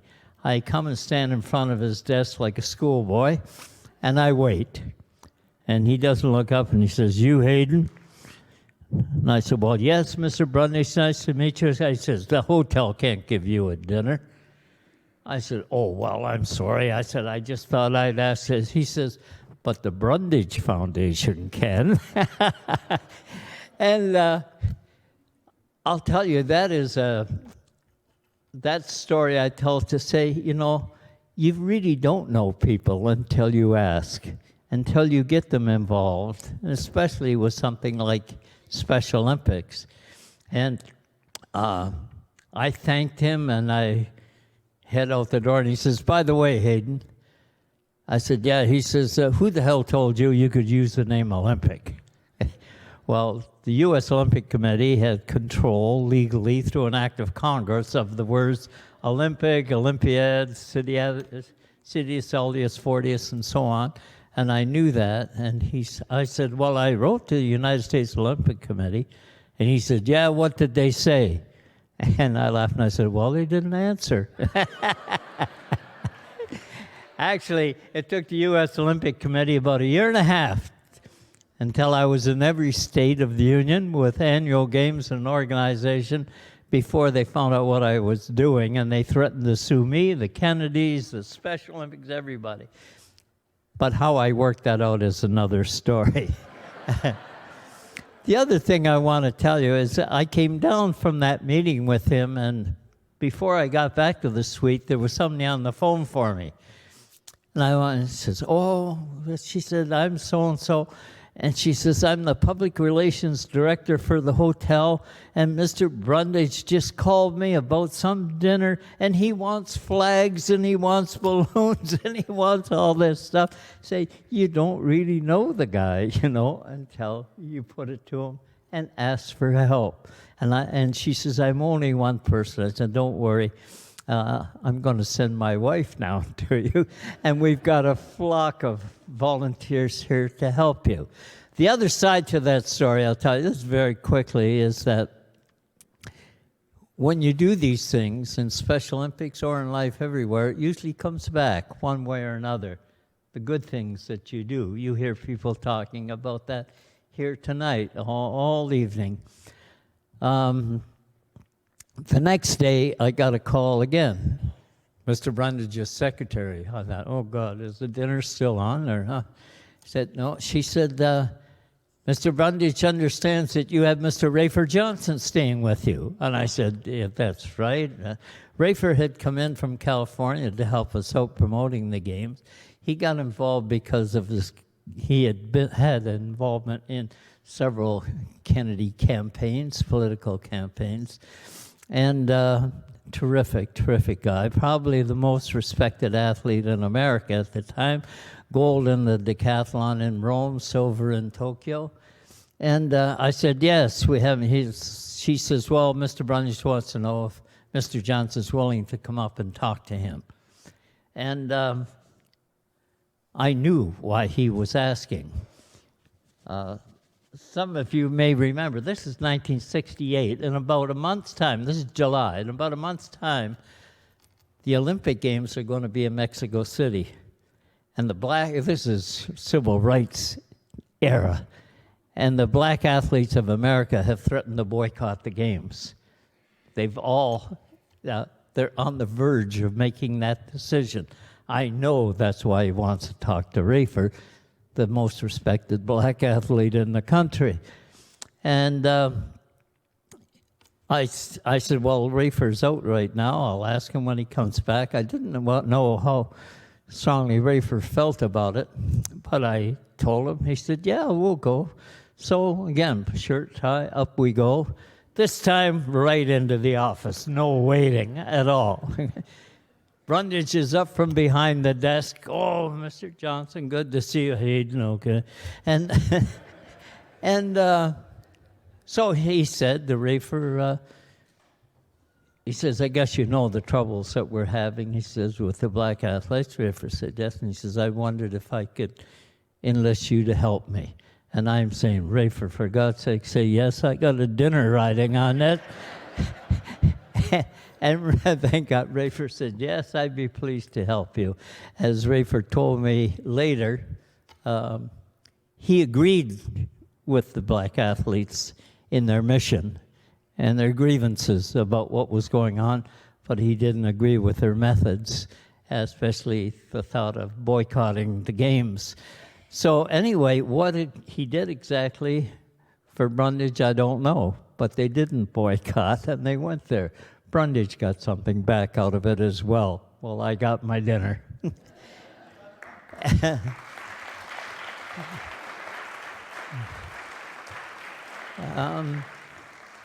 Again, thank you, Sharon, and everybody at Special Olympics Canada for what you do. Thank you to all of you out there. You really are Special Olympics. It's not a simple thing to do. It's complex. It's difficult enough to run a one-sport organization, you know, the Soccer Association or the Lacrosse Association. We're multi-sport, both winter and summer. So you have to cover all of that. And there's a fitness for those, and the teaching of sport skills, the technical aspect, the sport medical aspect. And then when running games, you need officials and volunteers to do that, awards things.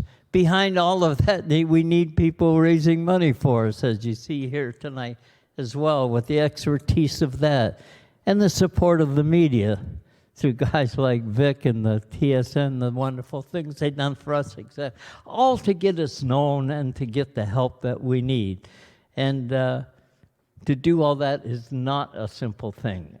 And it exists and it produces the wonderful athletes like you see here tonight, all because of you, everyone in this room. You can take great pride in what you see on the screen tonight and pride in the people that you see getting the awards because you make it all possible for them like you made it possible for me. Have a great night. Enjoy yourself. You deserve it all. Stay up here with me if you go over to that.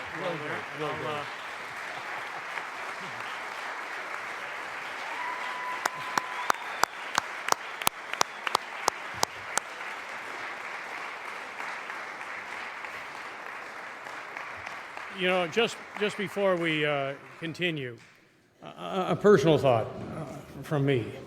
I was talking with your dad, actually, and we focus so much on what Dr. Frank has done for the athletes, but it's all-encompassing, and I think Ms. Sobey, in some respects, referred to it. Think about all the parents of Special Olympic athletes before there were Special Olympic athletes, who had a multitude of worries, and maybe still worry today, but not as much because those athletes have Special Olympics. Think about the volunteers who have now been captured in this sphere of Special Olympics, and the volunteers and sponsors and everyone else. So what you've started all those many years ago may have been solely about the athletes, but today is so much more. So thank you for that.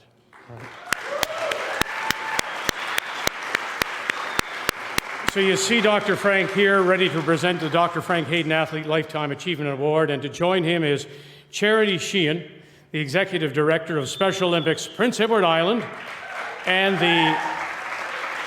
we're very pleased to announce that Charity will be the chef de mission for Special Olympics Team Canada at the Winter Games 2021 in Sweden. So congratulations.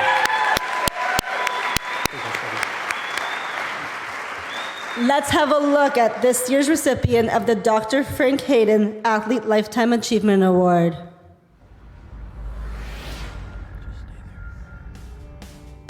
Meet Prince Edward Island's Tommy McGuigan, a longtime Special Olympics athlete and this year's Dr. Frank Hayden Athlete Lifetime Achievement Award winner.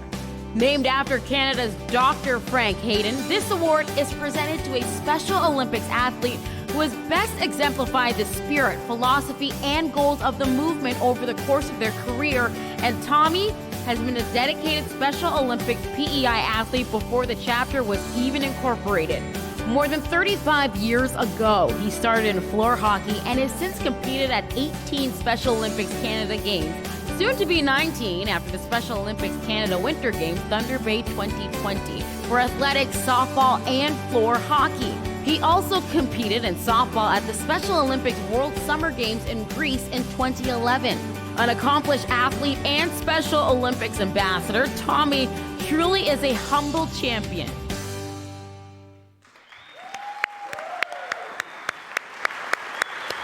Ladies and gentlemen, congratulations to Tommy McGuigan.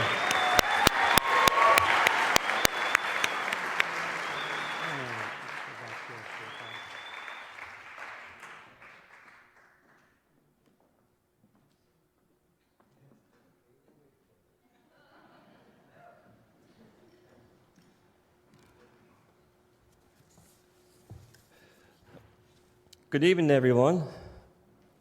Thank you for being here tonight to cheer me on. As you know by now, my name is Tommy McGuigan, and I'm a 57-year-old and live in Charlottetown. I have 37 years of experience in Special Olympics, and that is 5 years before it officially existed in PI. I got involved because I no longer fit into house league hockey. I remember playing floor hockey with skateboard helmets and makeshift pads. Today we are much better equipment and skill level is so much better too. I will not stop playing for a very long time because I love playing and being a leader. I'm excited to be attending my 18th national event in 2020 when the country comes together in Thunder Bay. My favorite memories are the 2011 World Games in Greece and the 2004 National Games in PI.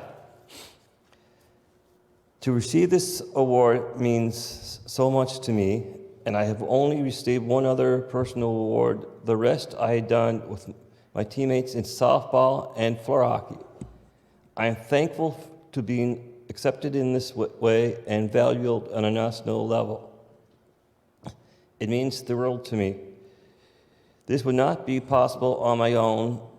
I want to thank these people, my mom, my aunt, my brothers and sisters, my many coaches over the years, my wife, Jennifer, and her family to support me. Thank you, Special Olympics. I will now leave by saying I got involved because I wanted a few friends, but I was given a family. I am forever thankful and encourage others to get involved, not only for the competition, but to improve your whole life. Good night, everyone.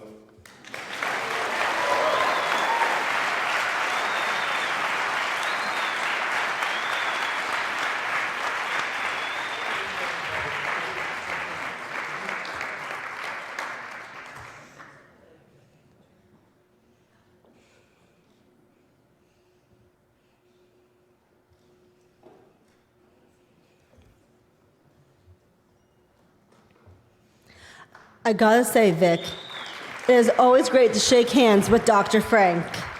He is one of a kind, and I can't thank him enough for everything he has done for all of us athletes. Thank you.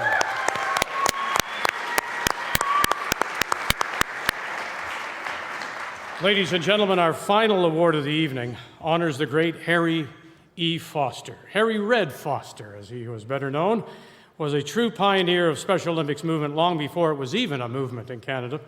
As a respected broadcaster in the 30s and accomplished advertising executive in the 40s, Foster was an outspoken advocate for individuals with intellectual disabilities in a time when social norms were not as kind. In 1974, Harry Red Foster incorporated Special Olympics in Canada, and by the 80s, provincial territorial chapters had begun to form. It is through his collaborative work with Dr. Frank Hayden and the late Frank Selke Jr. that the movement truly took shape and is the staple of diversity and inclusion that we do know today. The Harry Red Foster Award is given to a nominee who has made a significant lifetime contribution to the movement and has illustrated strong leadership in his or her Special Olympics chapter and/or throughout Canada. Pour présenter le prix Harry Red Foster, veuillez accueillir Peter MacKay, membre du Conseil d'administration d'Olympiques spéciaux Canada, et Tara Miller, présidente du Conseil d'administration d'Olympiques spéciaux Nouvelle-Écosse. To present the 2019 Harry Red Foster Award, please welcome Special Olympics Canada board member Peter MacKay and chair of the Special Olympics Nova Scotia Board of Directors, Tara Miller. Let's meet our 2019 Harry Red Foster Award winner.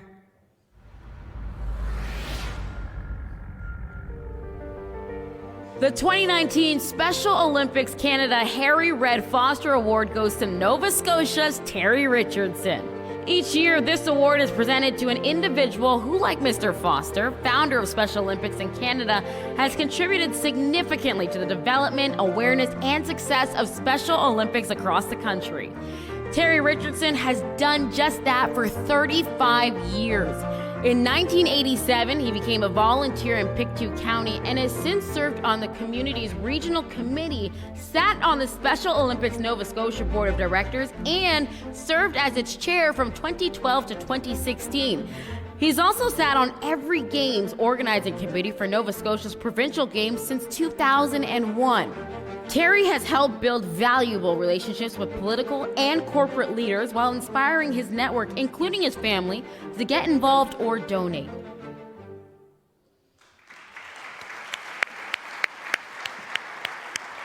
Ladies and gentlemen, from New Glasgow, Nova Scotia, the 2019 Harry Red Foster Award winner, Terry Richardson.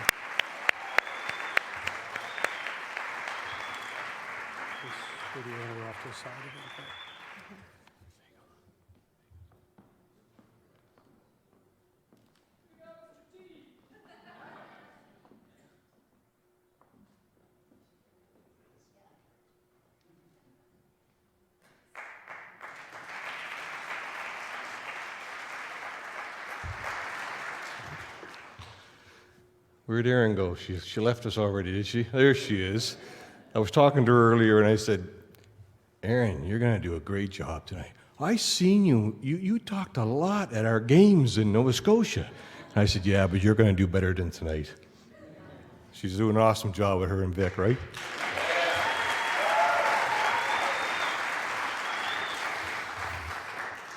I too love the spotlight of the microphone only. When I get in front of it, I'm passionate about talking about Special Olympics. But I can't do a Mark Tewksbury rendition, though. Stu did that, and he did a great job of it. He's so excited when he gets in front of a microphone. I wish I could just be part of him, that's all. He does a great job. To have this award presented by two of my friends is extra special. Peter MacKay and Tara Miller, they're both friends of mine. And equally, they are allies with regards to what we do with Special Olympics Nova Scotia. And of course, with Peter, beyond. His help is greatly appreciated. Going through 59 years old, I'm getting electronic here, so just bear with me. I would like to congratulate my good friend Leslie Sobey, who I'm not going to follow her speech. She's incredible doing that, and she does a great job of it. I can remember a while ago, I was doing a lot of work with Special Olympics, and weekends were taken up by a lot of different events. And my wife came to me one time, she said, you know, Terry, can I just like book one weekend with you? And I said, oh, I thought for a minute, I said, it's like a referee. I don't know if I got an answer for this one here. It's going to be right. But I did say, I said, yeah, there is a way for you to do that. Come and volunteer for Special Olympics. You'll get to see me. And she has been ever since. I don't know how many years ago it was.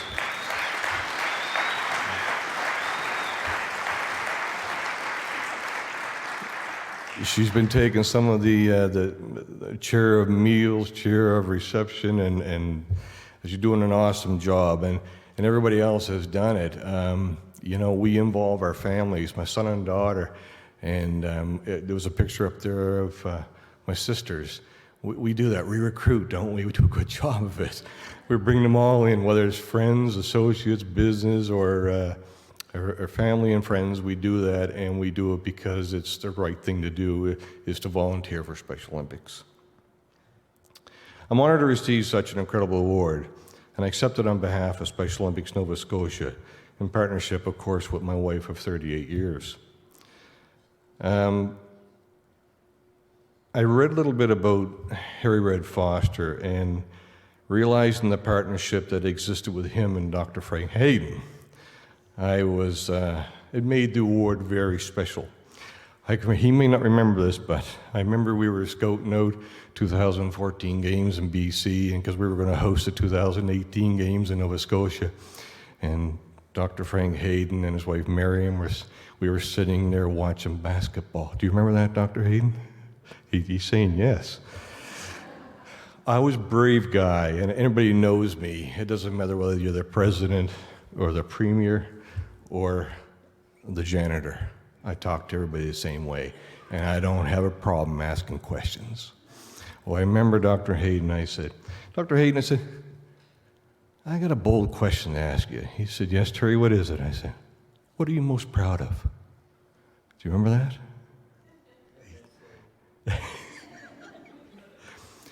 You said, Terry, watch them out there on the basketball court. Watch when the team gets the ball. Watch what happens. And I'm looking for something maybe totally out in left field, but he said, look at them taking positions. They are thinking. Remember that? That hit me, 10 bricks.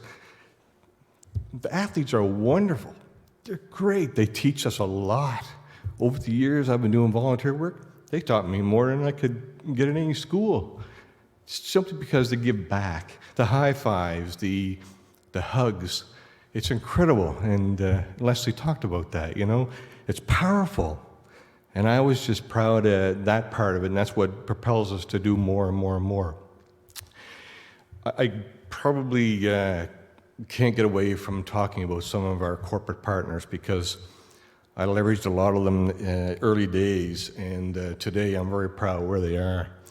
But SOBEY's, the fact that I've initially dealt with Alison Carminetti, Michelle McLean, Katie McNiven, Rob Sobey, Brad Bethel at Big 8, and of course Renee Hoffner.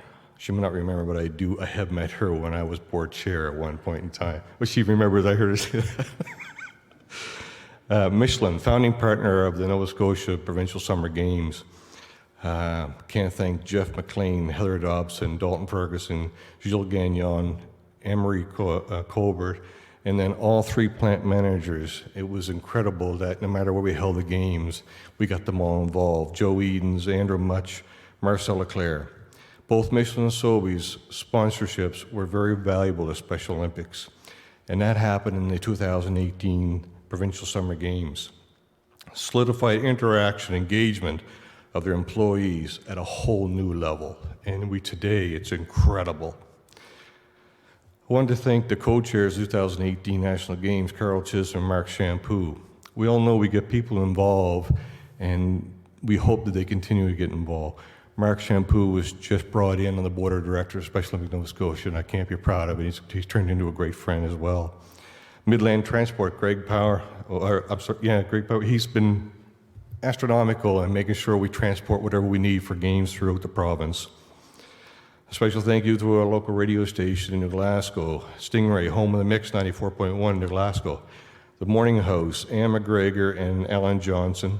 No matter what I text them, if it was regarding an event with Special Olympics, they put it on. It's incredible. One of the things I'm most proud of in the 2018 Games, when I was working on that committee, is that with the help of Mickey McDonald of Miko Enterprises and Phil Curry of the Atlantic University Sport, and he is also a board of director for Special Olympics Nova Scotia, we streamed every sport so that everybody across the country, home, whether it was family, friends, or caretakers, got to see their athletes at those games. What was most surprising is when I got the results, because that was a little dream I had, a little pet dream I had, is make sure we streamed all those sports. 370,000 views in 10 countries. Huge. I was so proud of that. Yeah.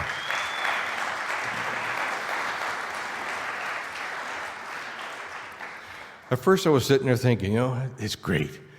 They're sitting there just seeing how our games go and see what we do. Then it hit me like a ton of bricks. No, it's not. They're watching how good our Canadian athletes really are.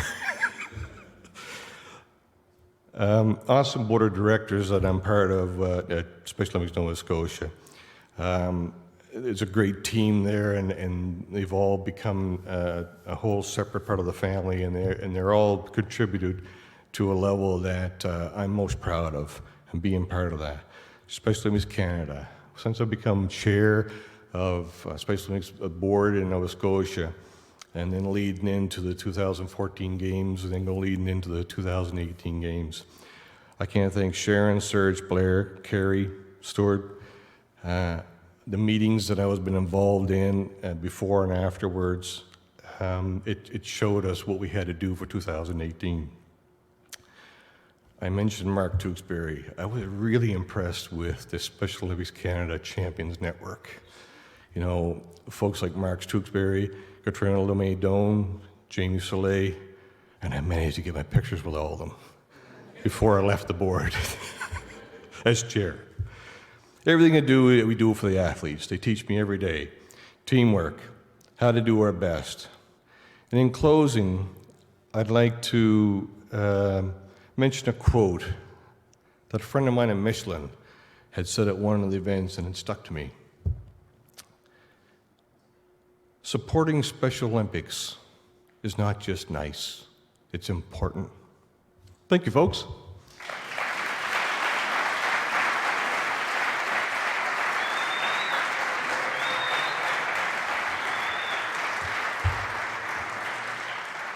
Terry, congratulations. I wanted to share a quick story with you. Go ahead, Terry, please. About a week and a half ago, 2 weeks, I was on the north ridge of the Grand Canyon. And those of you who may know this area, it's about 2.5 hours from Las Vegas. And there's a glass walkway that you can go out on. It's $90 or something. And you go out, and sure enough, it is glass. It's got a little thing. Anyway, long story, now you're making away. I come out off this glass walkway, and there I see a young lady with a Idaho Special Olympics. Yeah, much like Terry, I'll talk to anybody, and not realizing that, in today's day and age, maybe you shouldn't do this. But I thought we had a connection, Special Olympics. And I said, so, Special Olympics, what do you compete in? And quickly, Mom came running up, and I said, hi, I'm involved with Canadian Special Olympics. Oh, did your daughter, what does she compete in? And, oh, she competes in this and this. Did she go to the World Games? No, she just competes just in statewide competitions right now. But it was a connection. It was a connection, Dr. Frank, that now you have and are able to talk to somebody about something about their world. And Mom was really pleased that this Canadian wasn't a pervert. He was actually interested in Special Olympics. So I thought that I'd just share that with you. To wrap up this wonderful evening, it's over to you now, Sharon. Sharon Bollenbach, here you go.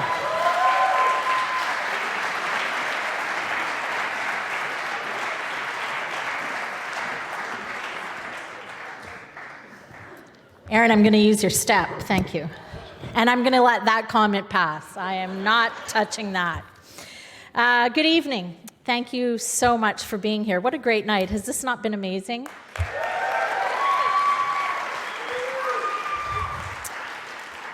I want to say huge congratulations to all of our award winners tonight. You guys are amazing. And you truly, just thank you for sharing your amazing stories and for inspiring all of us. And I think one of the reasons why we all love this night so much is that it really fills us up. And I know it does that for me. My cup is full after this awards night. And what about our two hosts, Vic and Aaron?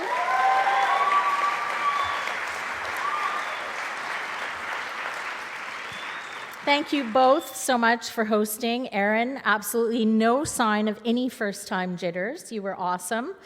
And Vic, as always, we really, truly are honored to have you as a champion of our movement, but most importantly, a friend. Thank you.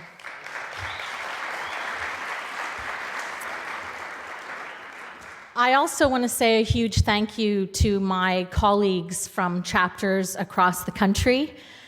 There's a handful of folks here and maybe some watching us live stream. You are awesome, and it's a privilege for me to work with you to make Special Olympics happen across this country. And I also want to say a huge thank you to the team at the National Office.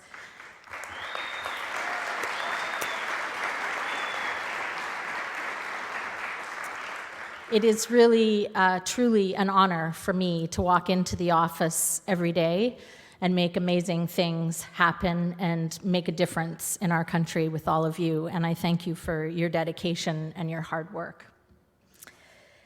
As we've heard tonight, so many wonderful stories. It's been another incredible year for Special Olympics in Canada.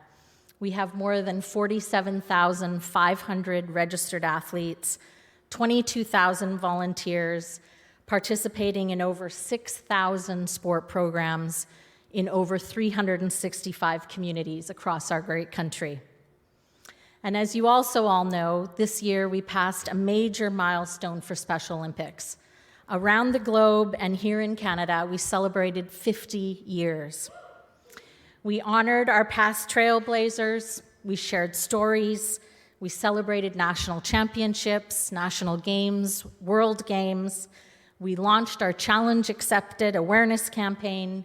We had our first ever Global Day of Inclusion, and we lit notable landmarks and structures across the country red. And so the question is, now what? What happens for the next 50 years? And what do they look like? Well, one thing I know for certain is that our mission remains the same. We will continue to enrich the lives of Canadians with intellectual disabilities through sport. Sport is and will continue to be our focus, the vehicle by which we will achieve our vision of opening hearts and minds towards people with intellectual disabilities and ultimately creating more inclusive communities. In the 1960s, Dr. Frank's research brought people with intellectual disabilities out from behind the shadows and proved that when given the opportunity, so much was possible. And we heard that here tonight in every story. Today, as we learned tonight, our athletes are in the spotlight. They are in the spotlight because they have earned the right to be there. As our 50th anniversary awareness campaign so accurately captured, athletes have stared down barriers and limits and responded with challenge accepted.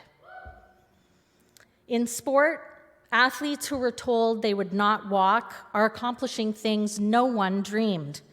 They are running, swimming, and skating faster and stronger.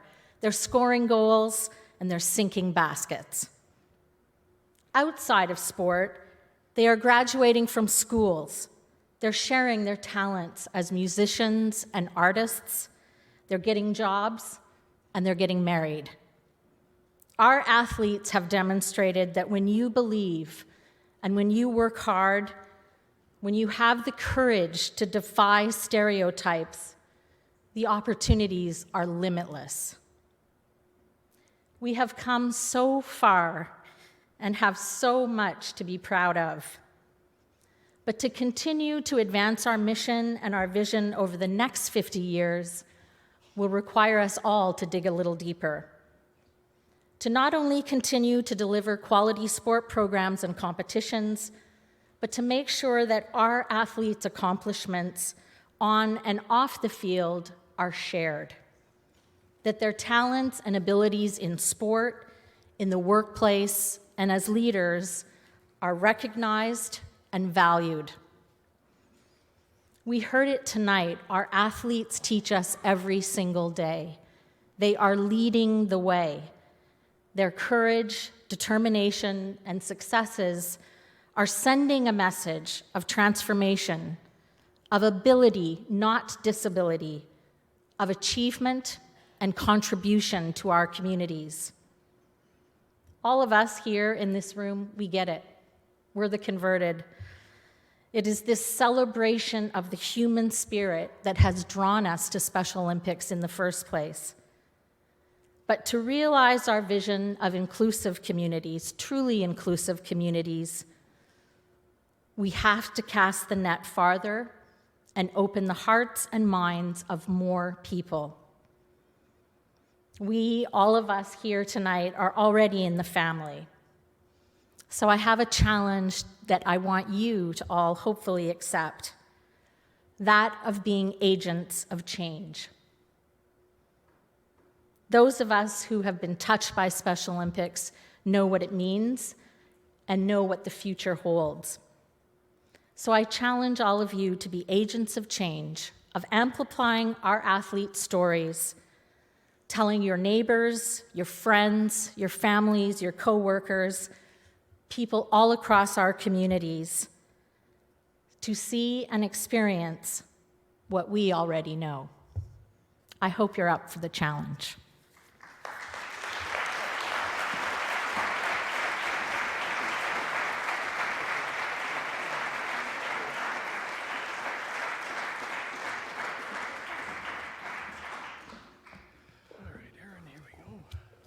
Thank you, Sharon.